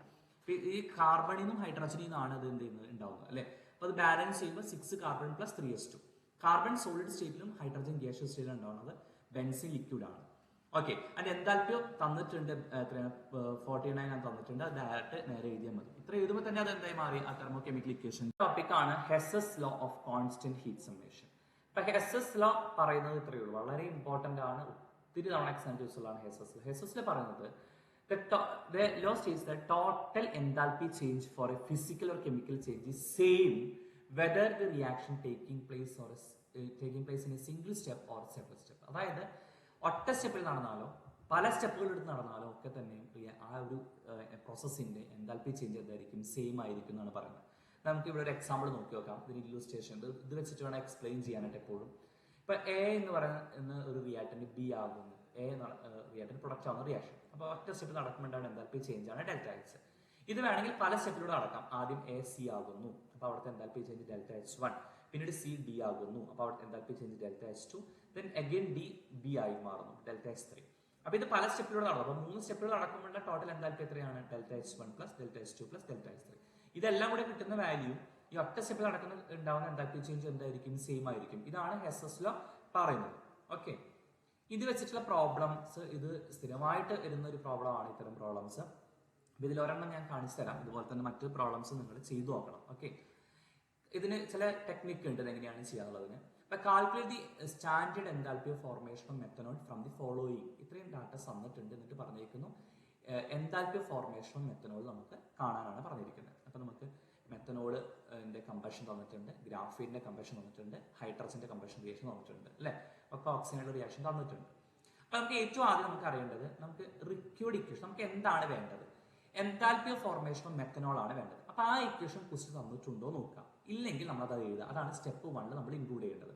അപ്പൊ ദ റിക്വേർഡ് ഇക്വേഷൻ, മെത്തനോൾ എന്ന് പറഞ്ഞാൽ ആരാണ്, CH3OH ആണ്. അപ്പൊ മെത്തനോളിലുള്ള ആളുകൾ ആരൊക്കെയാണ്, കാർബൺ ഉണ്ട്, ഹൈഡ്രജൻ ഉണ്ട്, ഓക്സിജൻ ഉണ്ട്. അപ്പൊ ഈ ആളുകളിൽ നിന്നാണ് മെത്തനോൾ ഉണ്ടാവേണ്ടത്. അപ്പൊ ഒരു കാർബൺ, എത്ര ഹൈഡ്രജൻ ഉണ്ട്, H4 എന്ന് പറയുമ്പോൾ 2 ഹൈഡ്രജൻ, ഒരു ഓക്സിജൻ ആണ്. അപ്പൊ നമ്മൾ ഹാഫ് O2 എന്ന് കിട്ടും അല്ലെ. ഇനി നമുക്ക് മെത്തനോൾ കിട്ടി, ഇത് നമ്മൾ എഴുതി. ഈ ഇക്വേഷൻ ആണ് നമുക്ക് വേണ്ടത്. ഇനി തന്ന ഡാറ്റാസ് എന്തൊക്കെയാണ് ഒന്നുകൂടി എടുത്ത് എഴുതാം. അതായത് മെത്തനോൾ ഓക്സിജനെ റിയാക്ട് ചെയ്യുന്ന കേസ്, ഗ്രാഫൈറ്റ് ഓക്സിജനെ റിയാക്ട് ചെയ്യുന്ന കേസ്, ഹൈഡ്രജൻ ഓക്സിജനായിട്ട് റിയാക്ട് ചെയ്യുന്ന കേസ്, ഇത്രയും ഡാറ്റാസ് തന്നിട്ടുണ്ട്. ഓക്കെ, ഇനിയാണ് നമ്മൾ മെയിൻ സ്റ്റെപ്പിലേക്ക് വരുന്നത്. നമുക്ക് വേണ്ട ഇക്വേഷൻ നോക്കുക. റിക്വേർഡ് ഇക്വേഷനും തന്നിട്ടുള്ള ഇക്വേഷൻ നോക്കാം. റിക്വേർഡ് ഇക്വേഷനിൽ നോക്കേണ്ടത് കാർബൺ നമുക്ക് ഈ ഒരു ഇക്വേഷന്റെ ലെഫ്റ്റ് സൈഡ് അല്ലെ LHSലാണ് എടുക്കുന്നത്. തന്നിട്ടുള്ളതിലും കാർബൺ എവിടെയാണ്, LHSലാണ്. അപ്പൊ ആ ഇക്വേഷൻ നമുക്ക് ഒരു മാറ്റവും വരുത്തേണ്ട കാര്യമില്ല. ഓക്കെ, ഇനി രണ്ടാമത്തെ ഇക്വേഷൻ നോക്കാം. രണ്ടാമത്തെ ആള് ഹൈഡ്രജൻ ആണ്. ഹൈഡ്രജൻ നമുക്ക് ഉള്ളത് എന്താണ്, ഹൈഡ്രജൻ ഇവിടെ നമുക്ക് 2 ഹൈഡ്രജൻ ആണ് വേണ്ടത്. പക്ഷെ നമ്മുടെ കയ്യിൽ ഒരു ഹൈഡ്രജനേ ഉള്ളൂ അല്ലെ. അപ്പൊ നമ്മൾ എന്ത് ചെയ്യണം, ആ ഇക്വേഷൻ 3നെ നമ്മൾ എന്ത് ചെയ്യണം, 2 കൊണ്ട് മൾട്ടിപ്ലൈ ചെയ്യണം. അപ്പൊ ആ സ്റ്റെപ്പ് നമ്മൾ ചെയ്തു. ഇനി ഓക്സിജൻ നമുക്ക് വേണം അല്ലെ. പക്ഷെ ഓക്സിജൻ ഇവിടെ എല്ലാ ഇതിലുള്ളതുകൊണ്ട് ഓക്സിജൻ നമ്മൾ കൺസിഡർ ചെയ്ത് കഴിഞ്ഞാൽ ബുദ്ധിമുട്ടാവും. അതുകൊണ്ട് ഓക്സിജൻ നമുക്ക് സ്കിപ്പ് ചെയ്യാം. ഇനി മെത്തനോൾ നമുക്ക് വേണ്ട റിക്വേർഡ് ഇക്വേഷനിൽ റൈറ്റ് സൈഡിലാണ്, RHSലാണ് വേണ്ടത്. തന്നിട്ടുള്ളതിൽ എവിടെയാണ് എടുക്കുന്നത്, ലെഫ്റ്റ് സൈഡിലാണ്. അപ്പൊ നമ്മൾ എന്ത് ചെയ്യണം, ആ ഇക്വേഷൻ നമ്മൾ ഏത് ഇക്വേഷനാണ് മെത്തനോൾ തന്നിട്ടുള്ളത്, ഇക്വേഷൻ നമ്പർ 1. അപ്പൊ ഇക്വേഷൻ നമ്പർ 1 നമ്മൾ റിവേഴ്സ് ചെയ്യണം അല്ലെ. അപ്പൊ ആ ഇക്വേഷൻ നമ്പർ 1 റിവേഴ്സ് ചെയ്ത് എഴുതുക. റിവേഴ്സ് ചെയ്ത് എഴുതുമ്പോൾ തീർച്ചയായിട്ടും ഡെൽറ്റ എച്ചിന് സൈൻ മാറ്റാനും മറക്കരുത്. ഇവിടെ -726 ആണെങ്കിൽ +720. ഇനി നമുക്കിപ്പോൾ ഏതൊക്കെ ഇക്വേഷൻസ് ആണ് മാറ്റം വരുത്തിയത്, നമ്മൾ രണ്ടാമത്തെ ഇക്വേഷൻ മാറ്റം വരുത്തിയിട്ടില്ല. നമുക്ക് അത് മാറ്റം വരുത്തേണ്ട കാര്യം ഉണ്ടായിരുന്നില്ല. കാർബൺ ലെഫ്റ്റ് സൈഡ്, ഇവിടെയും കാർബൺ ലെഫ്റ്റ് സൈഡ്. അടുത്ത ഇക്വേഷൻ നമ്പർ 3 നമ്മൾ എന്ത് ചെയ്തിട്ടുണ്ട്, 2 കൊണ്ട് മൾട്ടിപ്ലൈ ചെയ്തിട്ടുണ്ട് അല്ലെ. ഓക്കെ, 2 കൊണ്ട് മൾട്ടിപ്ലൈ ചെയ്തിട്ടുണ്ട്. ദെൻ ഇക്വേഷൻ നമ്പർ 1 നമ്മൾ ഇത് റിവേഴ്സ് ചെയ്തുകൊണ്ട് വേണമെങ്കിൽ -1 കൊടുക്കാം. അപ്പൊ ഇത് ഇങ്ങനെ നമുക്ക് ചെയ്താൽ മതി. ഓക്കെ, ഈ റിവേഴ്സ് ചെയ്ത ഇക്വേഷൻ നമ്മൾ അതുപോലെ തന്നെ മൾട്ടിപ്ലൈ ഇക്വേഷൻ നമ്മൾ പുതിയ ഇക്വേഷൻ നമ്പർ കൊടുത്തിട്ടുണ്ട്, 4ഉം 5ഉം കൊടുത്തിട്ടുണ്ട്. അപ്പൊ ഇതിന് പകരം നമ്മൾ മൾട്ടിപ്ലൈ ചെയ്താൽ 5 ആണ്, റിവേഴ്സ് ചെയ്ത് 4 ആണ്. അപ്പൊ ഇത് നമുക്ക് എന്ത് ചെയ്യാം, ഇതിലും കൂടെ എല്ലാം കൂടെ എന്ത് ചെയ്താൽ മതി, ആഡ് ചെയ്താൽ മതി. ഓക്കെ, അപ്പൊ അതിനനുസരിച്ച് വേണം ചേഞ്ച് ചെയ്യാൻ. അപ്പൊ ഇവിടെ ഗ്രാഫൈറ്റ് ലെഫ്റ്റ് സൈഡ് ഉണ്ട്, ഇവിടെ graphite left side. Equation number 1 മാറ്റം വരുത്തിയില്ല. അപ്പൊ അത് ഇക്വേഷൻ നമ്പർ 2 മാറ്റം വരുത്തി. അപ്പൊ ഇക്വേഷൻ നമ്പർ 2 അതുപോലെ ഉണ്ട് എന്നുള്ളത് മനസ്സിലാക്കണം. ഓക്കെ, മാറ്റം വരുത്താത്ത അതുപോലെ ഉണ്ട് എന്ന് മനസ്സിലാക്കണം. അത് ആഡ് ചെയ്യാതിരിക്കരുത്. ഹൈഡ്രജൻ ഇവിടെ നമുക്ക് 2 കൊണ്ട് മൾട്ടിപ്ലൈ ചെയ്യണം അല്ലെ. 2 വേണം, തമ്മിൽ ഒരെണ്ണേ ഉള്ളൂ. അപ്പൊ 2 കൊണ്ട് മൾട്ടിപ്ലൈ ചെയ്തു. അപ്പൊ ഇക്വേഷൻ നമ്പർ 3 നമ്മൾ 2 കൊണ്ട് മൾട്ടിപ്ലൈ ചെയ്തു. അതിന് പുതിയ ഇക്വേഷൻ നമ്പർ 5 എന്ന് കൊടുത്തു. ഓക്കെ, പിന്നെ അടുത്തത് നമ്മൾ ചെയ്യുന്നത് എന്താ, നമുക്ക് മെത്തനോളിൽ RXലാണ് വേണ്ടത്, തന്നിട്ടുള്ളതിൽ ലെഫ്റ്റ് സൈഡ് ആണ്. സോ നമ്മൾ എന്ത് ചെയ്യണം, ഇക്വേഷൻ നമ്പർ 1 നമ്മൾ റിവേഴ്സ് ചെയ്യണം എന്ന് പറയുമ്പോൾ അപ്പോൾ ഓട്ടോമാറ്റിക് ഡെൽറ്റ എക്സിൽ ചേഞ്ച് ഉണ്ടാവും. റിവേഴ്സ് ചെയ്തു എന്ന് പറയുമ്പോൾ അതിന് പുതിയ ഇക്വേഷൻ നമ്പർ കൊടുത്തു, ഇക്വേഷൻ നമ്പർ 4. സോ അതും കൂടെ നമ്മൾ കൺസിഡർ ചെയ്യണം. അപ്പോൾ ഇതിൽ ഈ പറഞ്ഞ ഇക്വേഷൻ നമ്പർ 2ലെയും ഇക്വേഷൻ നമ്പർ 4ലെയും ഇക്വേഷൻ നമ്പർ 5ലെയും എന്താ ഡെൽറ്റ എക്സുകൾ നമ്മൾ ആഡ് ചെയ്ത് കഴിഞ്ഞാൽ നമുക്ക് എന്ത് കിട്ടും, ഈ പറഞ്ഞ മെത്തനോളിന്റെ എൻതാൽപ്പി ഫോർമേഷൻ കിട്ടും. നമുക്ക് അടുത്തൊരു പ്രോബ്ലം നോക്കാം. Calculate enthalpy of formation of methane from the following data.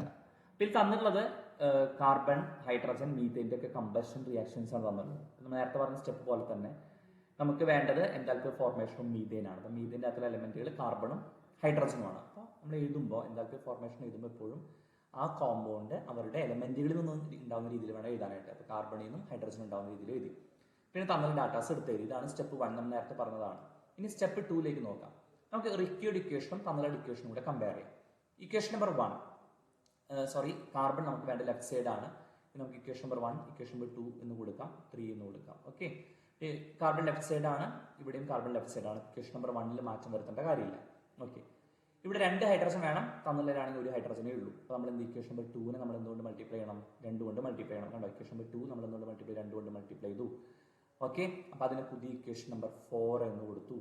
അപ്പോൾ ഇക്വേഷൻ നമ്പർ 1 മാറ്റം വരുത്തിയിട്ടില്ല, ഇക്വേഷൻ നമ്പർ 4 നമ്മൾ മാറ്റം വരുത്തിച്ചു. ഇക്വേഷൻ നമ്പർ 2 മാറ്റം വരുത്തി 4 ആക്കി. ഇനി മീഥെയിൻ നമുക്ക് വേണ്ടത് റൈറ്റ് സൈഡിലാണ്, ഇവിടെ തന്നിട്ടുള്ളതിലാണെങ്കിൽ ലെഫ്റ്റ് സൈഡാണ് എടുക്കുന്നത്. സോ നമ്മൾ എന്ത് ചെയ്യണം, അതിനെ റിവേഴ്സ് ചെയ്യണം അല്ലേ. അപ്പോൾ റിവേഴ്സ് ചെയ്യുമ്പോഴത്തേക്കും ഇക്വേഷൻ നമ്പർ അവിടെ ഡെൽറ്റ എക്സിന്റെ വാല്യൂടെ മാറും, അത് പോസിറ്റീവ് വാല്യൂ ആയിട്ട് മാറും. ഓക്കെ, അപ്പോൾ റിവേഴ്സ് ചെയ്തു. അപ്പോൾ നമ്മൾ പുതിയ ഇക്വേഷനായി ഇക്വേഷൻ നമ്പർ 5 എന്ന് കൊടുത്തു. അപ്പോൾ 5. Okay, equation 1 plus equation 4 plus equation 5 ഈ മൂന്നിലത്തെയും എൻതാൽപ്പികൾ കൂടെ ആഡ് ചെയ്യാം. ഓക്കെ, അടുത്ത ടോപ്പിക്കാണ് സ്പോണ്ടേനിയസ് പ്രോസസ്സ്. സ്പോണ്ടേനിയസ് പ്രോസസ്സ് എന്ന് പറയുമ്പോൾ തന്നെ നമുക്ക് പലപ്പോഴും തെറ്റിദ്ധരിക്കാറുണ്ട്. സ്പോണ്ടേനിയസ് പെട്ടെന്ന് നടക്കുന്നത്, അങ്ങനെയല്ല. സ്പോണ്ടേനിയസ് എന്ന് പറഞ്ഞാൽ ഉദ്ദേശിക്കുന്നത് ഒരു എക്സ്റ്റേണൽ ഏജൻസിയുടെ ഹെൽപ്പ് ഇല്ലാതെ നടക്കുന്ന പ്രോസസ്സുകൾ. എല്ലാ നാച്ചുറൽ പ്രോസസ്സുകളും സ്പോണ്ടേനിയസ് ആണ്. എക്സാമ്പിൾ പറയുകയാണെങ്കിൽ ഇപ്പോൾ വാട്ടർ ഹൈ ലെവലിൽ നിന്ന് ലോ ലെവൽ വരുന്നത് അല്ലെ, ഉയരം കൂടിയ സ്ഥലത്തു നിന്ന് വാട്ടർ എന്ത് ചെയ്യുന്നു, താഴേക്ക് വരുന്ന കേസ്. അപ്പോൾ അവിടെ നമ്മൾ ഒന്നും ചെയ്യേണ്ട കാര്യമില്ല, അത് വെള്ളം താഴെ വന്നോളൂ അല്ലെ, ഒരു എക്സ്റ്റേണൽ ഏജൻസിയുടെ ആവശ്യമില്ല. പക്ഷെ വെള്ളം താഴെ മുകളിലേക്ക് പോകാൻ നമ്മൾ എന്ത് ചെയ്യണം, ഇപ്പോൾ മോട്ടോർ ഉപയോഗിക്കേണ്ടി വരും. അതുപോലെ ഹീറ്റ് ഹോട്ട് ബോഡിയിൽ നിന്ന് കോൾഡ് ബോഡിയിലോട്ട് വരുന്നു, അതുപോലെ ഗ്യാസസ് മിക്സ് ചെയ്യുന്നു, ഐസ് മെൽറ്റ് ചെയ്യുന്നു, ഒക്കെ തന്നെ ഇതിന് എക്സാമ്പിൾ ആണ്. നമ്മൾ സ്പോണ്ടേനിയസ് പ്രോസസ്സിന് എക്സാമ്പിൾ ആണ്. നമ്മളൊന്നും ചെയ്യാതെ തന്നെ സംഭവിക്കുന്ന കാര്യങ്ങളാണ്. എന്നാൽ നമുക്ക് ഈ സ്പോണ്ടേനിയസ് പ്രോസസ്സിന് പ്രത്യേകത അവർക്ക് സ്വയം റിവേഴ്സ് ചെയ്യാനായിട്ട് സാധിക്കില്ല അല്ലെ, ഒരു എക്സ്റ്റേണൽ ഏജൻസിയുടെ ആവശ്യമുണ്ട്. ഇനി ഒരു കാര്യം കൂടെ ഒപ്പം അറിഞ്ഞിരിക്കണം, സ്പോണ്ടേനിയസ് പ്രോസസ് നമ്മൾ വിളിക്കുന്ന മറ്റേ പേരാണ് ഫീസിബിൾ. ഇപ്പോൾ ചിലപ്പോൾ ക്വസ്റ്റ്യനിലൊക്കെ ഉണ്ടാവാറുണ്ട്, സ്പോണ്ടേനിയസ് ആണോ എന്ന് ചോദിക്കുന്നതിന് പകരമായിട്ട് ഫീസിബിൾ ആണോ, അല്ലെങ്കിൽ അത് പ്രൊബബിൾ ആണോ, ഇറിവേഴ്സിബിൾ ആണോ എന്നൊക്കെ നമ്മൾ പറയാം. അപ്പോൾ ഇത് വാക്കുകൾ ശ്രദ്ധിക്കുക കൃത്യമായിട്ട്. ഇനി ഒരു എക്സ്റ്റേണൽ ഏജൻസിയുടെ ഹെൽപ്പോട് കൂടി നടക്കുന്ന പ്രോസസ്സുകളെയാണ് നോൺ സ്പോണ്ടേനിയസ് എന്ന് പറയുന്നത്. ഇപ്പോൾ എക്സാമ്പിൾ പറയുകയാണെങ്കിൽ വാട്ടറിന്റെ ഫ്ലോ ലോ ലെവലിൽ നിന്ന് ഹൈ ലെവലിൽ പോകുന്നത് ഇതിന് എക്സാമ്പിൾ ആണ്, നോൺ സ്പോണ്ടേനിയസ് പ്രോസസ്സിന് എക്സാമ്പിൾ ആണ്. ഓക്കെ, അപ്പോൾ അത് അറിഞ്ഞിരിക്കണം. ഇനി എന്താണ് ഈ സ്പോണ്ടേനിയസ് പ്രോസസ് നടക്കാനുള്ള ക്രൈറ്റീരിയ? ഒരു സ്പോണ്ടേനിയസ് പ്രോസസ് നടക്കുമ്പോൾ 2 കാര്യങ്ങളാണ് സംഭവിക്കുന്നത്. എനർജി കുറയും, അതെന്ന് നേരത്തെ പറഞ്ഞ പോലെ വാട്ടർ ഹൈ ലെവലിൽ നിന്ന് ലോ ലെവലിൽ വരുമ്പോൾ തീർച്ചയായിട്ടും നമുക്ക് മനസ്സിലാക്കുന്നതാണ് എനർജിയിൽ കുറവുണ്ടാവും അല്ലെ. പൊട്ടൻഷ്യൽ എനർജി ഹൈറ്റ് കുറയുന്നവർ പൊട്ടൻഷ്യൽ എനർജി കുറവുണ്ടാവും. അപ്പോൾ അവിടെ എനർജി എന്ത് ചെയ്യുന്നുണ്ട്, കുറയുന്നുണ്ട്. ഇനി ഐസ് മെൽറ്റ് ചെയ്യുന്ന കേസ് അലച്ചു, ഐസ് എന്ന് പറഞ്ഞാൽ കറക്റ്റ് ഓർഡറിൽ ഇരിക്കുന്ന ആൾ മെൽറ്റ് ചെയ്ത് കഴിഞ്ഞാൽ എന്ത് ചെയ്യും, ആകെ ഡിസോർഡറായി മാറും അല്ലെ. അപ്പോൾ അവിടെ ഡിസോർഡർ എന്ത് ചെയ്യുന്നുണ്ട്, കൂടുന്നുണ്ട്. അപ്പോൾ 2 കാര്യങ്ങളാണ്, 2 ക്രൈറ്റീരിയ ആണ് എപ്പോഴും സ്പോണ്ടേനിയസ് പ്രോസസ് നടക്കുന്നതിനുള്ളത്. ഒന്ന് എനർജി കുറയുന്ന ഡയറക്ഷനിലേക്ക് നടക്കും, അതുപോലെ തന്നെ ഡിസോർഡർ അല്ലെങ്കിൽ റാൻഡംനെസ് കൂടുന്ന രീതിയിൽ അത് നടക്കും. ഓക്കെ, ഇത് രണ്ടുമാണ് ക്രൈറ്റീരിയ ചോദിച്ചാൽ എഴുതേണ്ടത്. ഓക്കെ, ഇനി എന്താണ് എൻട്രോപ്പി? നമ്മളിപ്പോൾ എനർജി കുറയുന്നു പറയുമ്പോൾ എനർജി മെഷർ ചെയ്യാൻ നമ്മുടെ ഒരു ടേം നമ്മുടെ ഉണ്ട് അല്ലേ. പക്ഷെ റാൻഡംനെസ് അല്ലെങ്കിൽ ഡിസോർഡർ ഒക്കെ മെഷർ ചെയ്യാൻ നമുക്ക് ഒരു ടേം ആവശ്യമാണ്. അപ്പോൾ റാൻഡംനെസ് ഡിസോർഡർ മെഷർ ചെയ്യുന്ന ഒരു ടേമാണ് എൻട്രോപ്പി എന്ന് പറയുന്നത്. It is a measure of degree of disorderness or randomness of a system. അതിനെയാണ് നമ്മൾ എൻട്രോപ്പി എന്ന് പറയുന്നത്. റെപ്രസെന്റ് സിമ്പൽ എസ് ആണ്. അപ്പോൾ ഒരു എൻട്രോപ്പി ചേഞ്ച് എന്ന് പറഞ്ഞാൽ എപ്പോഴും നമ്മൾ എന്താ ചെയ്യുന്നത്, final entropy minus initial entropy എന്ന് എടുക്കും. ഓക്കെ, തീർച്ചയായിട്ടും നമ്മൾ മനസ്സിലാക്കേണ്ടത് എൻട്രോപ്പി എന്ന് പറഞ്ഞാൽ ഡിസോർഡർ ആണ്. അപ്പോൾ സോളിഡിന് എൻട്രോപ്പി എന്നാലും വളരെ കുറവും അല്ലെ, ഗ്യാസിന് എൻട്രോപ്പി വളരെ കൂടുതലായിരിക്കും. ഗ്യാസിനകത്ത് നമുക്കറിയാം പാർട്ടിക്കിൾസ് വളരെ റാൻഡം ആയിട്ടാണ് മൂവ് ചെയ്തുകൊണ്ടിരിക്കുന്നത്, അപ്പോൾ റാൻഡംനെസ് കൂടുതലായിരിക്കും. ടെമ്പറേച്ചർ കൂടുന്തോറും തീർച്ചയായിട്ടും റാൻഡംനെസ് കൂടും. കാരണം ഇപ്പോൾ സോളിഡിന്റെ കേസാണ്, ടെമ്പറേച്ചർ കൂടുന്തോറും അവിടെ പാർട്ടിക്കിൾസിന് എനർജി കിട്ടും, അവർ മൂവ് ചെയ്യാൻ തുടങ്ങും എന്ന് പറയുമ്പോൾ തന്നെ അവിടെ ഡിസോർഡർ കൂടുകയാണ് ചെയ്യുക. ഓക്കെ, ഇനി ഒരു റിവേഴ്സിബിൾ പ്രോസസ്സിന് ഒരു എൻട്രോപ്പി ചേഞ്ച് ആണ് ഇക്വേഷൻ ആണ് Q റിവേഴ്സിബിൾ ബൈ T എന്നുള്ളത്. അവിടെ അബ്സോർബ് ചെയ്യുന്ന ഹീറ്റ് ആണ് Q എന്നുള്ളത് മനസ്സിലാക്കാം. അവിടുത്തെ ടെമ്പറേച്ചർ T എന്നുള്ളതുമാണെങ്കിൽ Q റിവേഴ്സിബിൾ ബൈ T ആണ് എൻട്രോപ്പി ചേഞ്ചിന്റെ ഇക്വേഷൻ ആയിട്ട് പഠിക്കുന്നത്. ഇനി എൻട്രോപ്പി ആൻഡ് സ്പോണ്ടേനിറ്റി, നേരത്തെ നമ്മൾ പറയുണ്ടായി എൻട്രോപ്പി എപ്പോഴും അഥവാ ഡിസോർഡർ എപ്പോഴും കൂടിക്കൊണ്ടിരിക്കണം അല്ലെ. ഇപ്പോൾ എൻട്രോപ്പി കൂടിക്കൊണ്ടിരുന്നാൽ മാത്രമാണ് അത് സ്പോണ്ടേനിയസ് പ്രോസസ് ആവുള്ളൂ, അല്ലെങ്കിൽ ഡിസോർഡർ കൂടിക്കൊണ്ടിരുന്നാൽ. അപ്പൊ എൻട്രോപ്പി, ടോട്ടൽ എൻട്രോപ്പി എന്ന് പറഞ്ഞാൽ എപ്പോഴും സിസ്റ്റത്തിന് എൻട്രോപ്പി പ്ലസ് സറൗണ്ടിങ് എൻട്രോപ്പി ആണ്. ഇത് എപ്പോഴും ഗ്രേറ്റർ ദാൻ 0 ആയാൽ മാത്രമാണ് റിയാക്ഷൻ ഉണ്ടാവുന്നത്, സ്പോണ്ടേനിയസ് പ്രോസസ് ആകുന്നത്. ലെസ് ദാൻ 0 ആണെങ്കിൽ അത് എന്തായിരിക്കും, നോൺ സ്പോണ്ടേനിയസ് ആയിരിക്കും. ഈക്വൽ ടു 0 ആണെങ്കിൽ അത് ഇക്വിലിബ്രിയത്തിലായിരിക്കും. അതൊന്നും കൂടെ മനസ്സിലാക്കണം. സ്പോണ്ടേനിയസ് പ്രോസസ്സുമായി ബന്ധപ്പെട്ട് വരുന്ന രണ്ട് ലോ ആണ് സെക്കൻഡ് ലോ ഓഫ് തെർമോഡൈനാമിക്സും തേർഡ് ലോ ഓഫ് തെർമോഡൈനാമിക്സും. പിന്നെ സ്റ്റേറ്റ്മെന്റുകൾ നമ്മൾ ഫിസിക്സിലും കെമിസ്ട്രിയിലും ഡിഫറെന്റ് ആയിട്ട് രീതിയിലാണ് പഠിക്കുന്നത്. സെക്കൻഡ് ലോ ഓഫ് തെർമോഡൈനാമിക്സ് നമ്മൾ കെമിസ്ട്രി പറയുകയാണെങ്കിൽ entropy of the universe always increase during every spontaneous process. നമ്മൾ നേരത്തെ കണ്ടതാണ്. എല്ലാ സ്പോണ്ടേനിയസ് പ്രോസസ് നടക്കുമ്പോഴും അവിടെ റാൻഡംനെസ് കൂടിക്കൊണ്ടിരിക്കുകയാണ് എന്ന് പറഞ്ഞാൽ എൻട്രോപ്പി കൂടിക്കൊണ്ടിരിക്കുകയാണ്. അതാണ് സെക്കൻഡ് ലോയിൽ പറയുന്നത്. തേർഡ് ലോയിൽ പറയുന്നത് it States that entropy of any pure crystalline substance approaches 0 at temperature approaches absolute 0. അല്ലെങ്കിൽ ഇങ്ങനെയും പറയാം, entropy of A pure crystalline substance is 0 at absolute 0 of temperature. Okay, അതായത് ടെമ്പറേച്ചർ കുറയും തോറും എൻട്രോപ്പി എന്ത് ചെയ്തുകൊണ്ടിരിക്കും, കുറഞ്ഞു വരും. അങ്ങനെ എൻട്രോപ്പി 0 ആകും നമ്മുടെ ടെമ്പറേച്ചർ അബ്സല്യൂട്ട് 0. അബ്സല്യൂട്ട് 0 എന്ന് വെച്ചാൽ എത്രയാണ്, 0 കെൽവിൻ അല്ലെങ്കിൽ -273.15 ഡിഗ്രി സെൽഷ്യസ് അല്ലെ. ആ ടെമ്പറേച്ചറിൽ എന്തായിരിക്കും എൻട്രോപ്പി 0 ആയിരിക്കും എന്നുള്ളത് ഇവിടെ ആലോചിച്ചിരിക്കും. ഓക്കെ, അടുത്ത ടോപ്പിക്കാണ് ഗിബ്സ് എനർജി. ഗിബ്സ് എനർജി എന്ന് പറഞ്ഞു കഴിഞ്ഞാൽ നമുക്കൊരു സിസ്റ്റത്തിന്റെ അകത്ത് നിന്നും നമുക്ക് എത്ര എനർജിയാണ് നമുക്ക് യൂസ്ഫുൾ വർക്കായി കൺവേർട്ട് ചെയ്യാൻ പറ്റുന്നത്, അതിനെ വിളിക്കുന്ന പേരാണ് Gibbs energy. It is the maximum amount of available energy that can be converted to useful work. അപ്പൊ ഒരു യൂസ്ഫുൾ വർക്കായി കൺവേർട്ട് ചെയ്യാൻ കഴിയുന്ന മാക്സിമം എനർജി വിളിക്കുന്ന പേരാണ് ഗിബ്സ് എനർജി. ആൻഡ് ഇക്വേഷൻ ആണ് G = H - Ts. H എന്ന് പറഞ്ഞാൽ എന്താണ്, എൻതാൽപ്പി, T ടെമ്പറേച്ചർ, S എന്ന് വെച്ചാൽ എൻട്രോപ്പി ആണ്. അപ്പോൾ ഇത് തമ്മിൽ റിലേഷൻ ഉണ്ട്, എൻതാൽപ്പി ചേഞ്ചും അതുപോലെ തന്നെ എൻട്രോപ്പി ചേഞ്ചും. ഗിബ്സ് എനർജി ചെയ്യുന്ന ഇക്വേഷൻ ആണ് ΔG = ΔH - T ΔS. It is called Gibbs equation. ഇത് പലപ്പോഴും ഇത് വെച്ചിട്ട് പ്രോബ്ലംസ് നമുക്ക് വരലുണ്ട്. നമുക്കൊരു ഇതുമായി ബന്ധപ്പെട്ട ക്രൈറ്റീരിയ, ഗിബ്സ് എനർജിയും അതുപോലെ സ്പോണ്ടേനിയറ്റിയുമായിട്ടുള്ള ഒരു കണ്ടീഷൻ ഉണ്ട്. നമുക്കറിയാം എനർജി കുറയുമ്പോൾ മാത്രമേ റിയാക്ഷൻ ഉണ്ടാവുള്ളൂ, സ്പോണ്ടേനിയസ് ആകുള്ളൂ അല്ലെ. അപ്പൊ ഒരു സ്പോണ്ടേനിയസ് പ്രോസസിനെ സംബന്ധിച്ചോളം എൻട്രോപ്പി എന്തായിരിക്കണം, എൻട്രോപ്പി ചേഞ്ച് പോസിറ്റീവ് ആയിരിക്കണം. ഒപ്പം തന്നെ നമ്മുടെ ഗിബ്സ് എനർജി ചേഞ്ച് നെഗറ്റീവ് ആയിരിക്കണം എന്നുള്ളത് വളരെ ഇമ്പോർട്ടന്റ് ആണ്. അതിൽ ഈ കണ്ടീഷനാണ് ഏറ്റവും പ്രധാനപ്പെട്ടത്. ഗിബ്സ് എനർജി ചേഞ്ച് എന്തായിരിക്കണം, ലെസ് ദാൻ 0 ആയിരിക്കണം. ഇനി നോൺ സ്പോണ്ടേനിയസ് ആണെങ്കിൽ ΔS നെഗറ്റീവ് അല്ലെ, അതെന്ന് പറഞ്ഞാൽ എൻട്രോപ്പി ചേഞ്ച് നെഗറ്റീവും ഗിബ്സ് എനർജി ചേഞ്ച് എന്തായിരിക്കും, പോസിറ്റീവും ആയിരിക്കും. ഇക്വിലിബ്രിയം ആണെങ്കിൽ രണ്ടിന്റെയും entropy change Gibbs energy change എന്തായിരിക്കും, 0 ആയിരിക്കും എന്നുള്ളത് കൂടെ അറിഞ്ഞു. നമുക്ക് അടുത്തൊരു ക്വസ്റ്റ്യൻ നോക്കാം. For the reaction 4Fe + 3O2 gives 2Fe2O3, the entropy change is given, that is -549.4 joules per Kelvin per mole, and temperature is 298 Kelvin. In spite of the negative entropy change, why is the reaction spontaneous? ΔH വന്നിട്ടുണ്ട്. അപ്പൊ ഇവിടെ entropy change negative ആണ്, എന്നിട്ട് reaction spontaneous ആണെന്നാണ് പറഞ്ഞിരിക്കുന്നത്. നമുക്ക് check ചെയ്ത് നോക്കാം. റിയാക്ഷൻ സ്പോണ്ടേനിയസ് ആണ് ഒരു നെസസറി കണ്ടീഷൻ. ഞാൻ നേരത്തെ പറഞ്ഞു എന്താണ്, ΔGയുടെ വാല്യൂ എന്താവണം, ലെസ് ദാൻ 0 ആകണം എന്നുള്ള കാര്യം പറഞ്ഞു അല്ലെ. അപ്പൊ നമുക്ക് ΔGയുടെ ഇക്വേഷൻ അറിയാം, ΔH - T ΔS ആണ്. നിങ്ങളുടെ വാല്യൂ സബ്സ്റ്റിറ്റ്യൂട്ട് ചെയ്യാം. ΔH -1648 കിലോ ജൂൾ പെർ മോൾ. ഈ കിലോ ജൂളിനെ കൺവേർട്ട് ചെയ്യാൻ മറക്കരുത്. അതാണ് പലരും ഇപ്പോഴും തെറ്റിക്കുന്നത് ഞാൻ കണ്ടിട്ടുള്ളത്. അത് കിലോ ജൂളിനെ ജൂളാക്കണം, × 10⁻³ കൊണ്ട് മൾട്ടിപ്ലൈ ചെയ്ത് ജൂളാക്കാൻ മറക്കരുത്.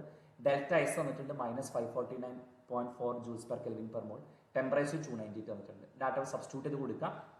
അപ്പൊ നമുക്ക് കിട്ടുന്ന ആൻസർ എന്ന് പറഞ്ഞു കഴിഞ്ഞാൽ -1484.27 അത്രയും കിലോ ജൂൾ ആണ്. സോറി, ഇത് നമ്മൾ ജൂളിലേക്ക് കൺവേർട്ട് ചെയ്തിട്ടുണ്ടല്ലോ അല്ലെ. അതിനുശേഷം ജൂൾ അതിന് ശേഷം പിന്നെ കിലോ ജൂളിലേക്ക് കൺവേർട്ട് ചെയ്താലും കുഴപ്പമില്ല. ഓക്കെ, സോ ഇത്രയും വരും ആൻസർ. നിങ്ങൾ ഡയറക്റ്റ് ചെയ്യുമ്പോൾ നിങ്ങൾക്ക് ജൂളാണ് കിട്ടുക കേട്ടോ. പിന്നെ കിലോ ജൂൾ ആക്കാൻ നിങ്ങൾ എന്തെങ്കിലും മതി, 1000 ചെയ്താൽ മതി. ഓക്കെ, അപ്പൊ എനിവേ അതിന് നമുക്ക് അതിന്റെ വാല്യൂവിന് ആവശ്യമില്ല. ΔGയുടെ വാല്യൂ നോക്കും. ΔG നെഗറ്റീവ് ആണല്ലോ. ΔG നെഗറ്റീവ് ആയതുകൊണ്ട് ഒരു പ്രോസസ് എന്തായിരിക്കും, സ്പോണ്ടേനിയസ് ആയിരിക്കും. അതാണ് നമുക്ക് പ്രധാനപ്പെട്ട അറിയേണ്ടത്. അപ്പൊ ഇത്തരം പ്രോബ്ലംസും ഒരുപാട് പ്രോബ്ലംസ് ഇങ്ങനത്തെ വന്നിട്ടുണ്ട് മുമ്പ് എക്സാമിന്. അപ്പൊ അതൊക്കെ ഒന്ന് നിങ്ങൾ പ്രാക്ടീസ് ചെയ്ത് നോക്കണം. ഇനി അടുത്തൊരു ക്വസ്റ്റ്യൻ ആണ്, find the temperature above which the reaction MgO + carbon gives Mg + CO becomes spontaneous. അപ്പൊ ടെമ്പറേച്ചർ കാണാനാണ്. അപ്പൊ അതിൽ ടെമ്പറേച്ചർ കാണാൻ നിങ്ങൾ ഒരു ഇക്വേഷൻ പഠിച്ചാൽ മതി. That is ΔH/ΔS. അപ്പൊ ΔH വന്നിട്ടുണ്ട്, ΔS വന്നിട്ടുണ്ട്. ഡയറക്റ്റ് സബ്സ്റ്റിറ്റ്യൂട്ട് ചെയ്താൽ മതി അത്. അപ്പൊ ΔHന്റെ വാല്യൂ 490 കിലോ ജൂൾ ആണ്. അപ്പോൾ ഇൻറ്റു 1000 ചെയ്യാൻ മറക്കരുത്. ബൈ ഡെൽറ്റ എസിന്റെ വാല്യൂ 198 ആണ്. അപ്പോൾ നമുക്ക് കിട്ടുന്നത് 2474.74 കെൽവിൻ എന്ന് വരും. ഇതെങ്ങനെയാണ് വന്നതെന്ന് വെച്ച് കഴിഞ്ഞാൽ നമുക്കറിയാം സ്പോണ്ടേനിയസ് ആകണമെങ്കിൽ അതിന് നമ്മൾ എന്ത് ചെയ്യണം, ഈ ഡെൽറ്റ ജി 0 കൊടുക്കുക. അതായത് നമുക്കറിയാം ഡെൽറ്റ ജി ലെസ് ദാൻ 0 ആണല്ലോ വരുന്നത്. നമ്മൾ ആദ്യം ഈക്വൽ ടു 0 എടുത്ത് കണ്ടെത്തുക. അപ്പോൾ നമുക്ക് ടെമ്പറേച്ചർ ഇക്വേഷൻ വരുമ്പോൾ delta H by delta S ആണ് വരുന്നത്. അപ്പോൾ ഈ ഒരു ടെമ്പറേച്ചർ കിട്ടും.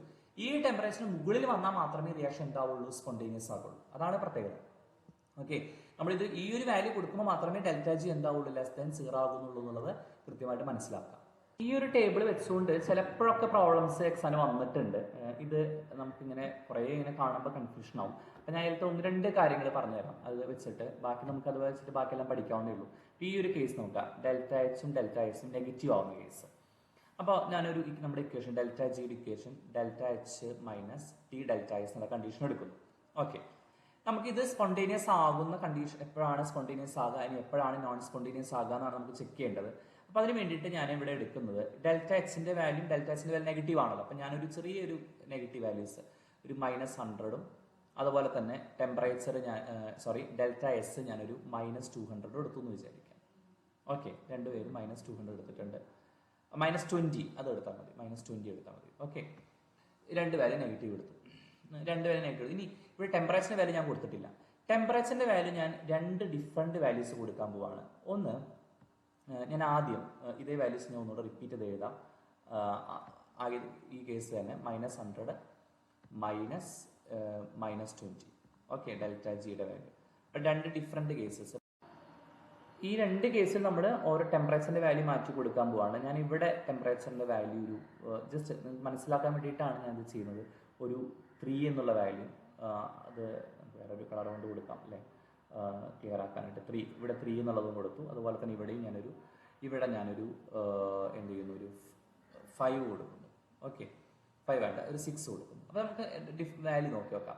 -100 ഇത് -3 ഇൻറ്റു ഇത് +60 ആവും. അപ്പോൾ നമുക്ക് കിട്ടുന്ന ആൻസർ -40 ആണ്. ഓക്കെ, ദെൻ ഇവിടെ നമുക്ക് കിട്ടുന്നത് -100 ദെൻ പ്ലസ് അതൊരു 6 ഇൻറ്റു അല്ലേ -6 അപ്പോൾ +120 ആണ്. -100 അത് നമുക്ക് കിട്ടുന്നത് 20 ആണ്. അപ്പോൾ 2 കേസിലും നമുക്ക് ഡിഫറെന്റ് സൈനാണ് വന്നത്. കണ്ടോ, ടെമ്പറേച്ചർ കുറവായിരുന്ന സമയത്ത് നമുക്ക് വന്നത് എന്താ, മൈനസും. ടെമ്പറേച്ചർ കൂടിയ സമയത്ത് വന്നത് എന്താ, പോസിറ്റീവാണ്. അപ്പോൾ അതാണ് ഇവിടെ കാണിച്ചിട്ടുള്ളത്. ലോ ടെമ്പറേച്ചറിൽ എന്തായിരിക്കും, റിയാക്ഷൻ സ്പോണ്ടേനിയസ് ആയിരിക്കും. കണ്ടോ, ലോ ടെമ്പറേച്ചർ റിയാക്ഷൻ എന്താ, സ്പോണ്ടേനിയസ് ആണ്. പക്ഷേ ഹൈ ടെമ്പറേച്ചർ റിയാക്ഷൻ എന്താണ്, high temperature reaction non spontaneous ആണ്. കാരണം ഡെൽറ്റ ജി പോസിറ്റീവ് അല്ലേ വന്നത്. അതിന്റെ ഇതേ കണ്ടീഷൻ തന്നെ ഇതുപോലെ തന്നെ നമ്മൾ ചെയ്ത് നോക്കിയാൽ മതി. പോസിറ്റീവ് ആവുന്നതിന് നേരെ ഓപ്പോസിറ്റ് വരുന്നുള്ളത്. ഇനി ഡെൽറ്റ എച്ച് നെഗറ്റീവും ഡെൽറ്റ എസ് പോസിറ്റീവ് ആവുന്ന കേസ് നിങ്ങൾ എടുത്തു നോക്കൂ. ഡെൽറ്റ എസ് പോസിറ്റീവ് എടുത്തു. ഈ കേസിൽ ഇവിടെ തന്നെ ഡെൽറ്റ എസ് പോസിറ്റീവ് എടുത്തു എന്ന് വിചാരിക്കാം. അപ്പോൾ തീർച്ചയായിട്ടും ഇത് നെഗറ്റീവ് ആയിരിക്കും വരുന്നത് അല്ലേ, ഇവിടെ സൈൻ നെഗറ്റീവ് ആയിരിക്കും. അപ്പോൾ നമുക്ക് ഇതിന് പകരം -160 ആണ് വരിക. ഓക്കെ, ഇവിടെ അതുപോലെ തന്നെ -120 വരും. അപ്പോൾ -220 എന്ന് ആൻസർ വരും. അപ്പോൾ ഇതിൽ ഈ സിറ്റുവേഷനിൽ ഡെൽറ്റ എച്ച് നെഗറ്റീവും ഡെൽറ്റ എസ് പോസിറ്റീവ് ആവുന്ന സിറ്റുവേഷനിൽ ഏത് ടെമ്പറേച്ചർ ആയാലും എന്താ വരുന്നത്, ഡെൽറ്റ ജി നെഗറ്റീവ് ആണ് വരുന്നത്. ഓക്കെ, അപ്പോൾ ഇതുപോലെ നമ്മൾ എന്ത് ചെയ്യുന്നു, പഠിച്ചാൽ മതി. ഇത് വളരെ സിമ്പിളായ ഭാഗമാണ്. ഓക്കെ, ഇതിൽ നിന്ന് ഇങ്ങനെ ഇടയ്ക്ക് മാത്രമേ ക്വസ്റ്റ്യൻസ് വന്നിട്ടുള്ളൂ. അപ്പോൾ ഇന്നത്തെ ക്ലാസ് എല്ലാവർക്കും മനസ്സിലായെന്ന് വിചാരിക്കുന്നു. തീർച്ചയായിട്ടും എത്രയും പെട്ടെന്ന് പല കുട്ടികൾ അങ്ങനെ എന്നോട് ചോദിച്ചതുപോലെ തന്നെ ടഫായ ചാപ്റ്റേഴ്സ് ആദ്യം തന്നെ ഇടാനായിട്ട് ശ്രമിക്കാം. Okay, thank you.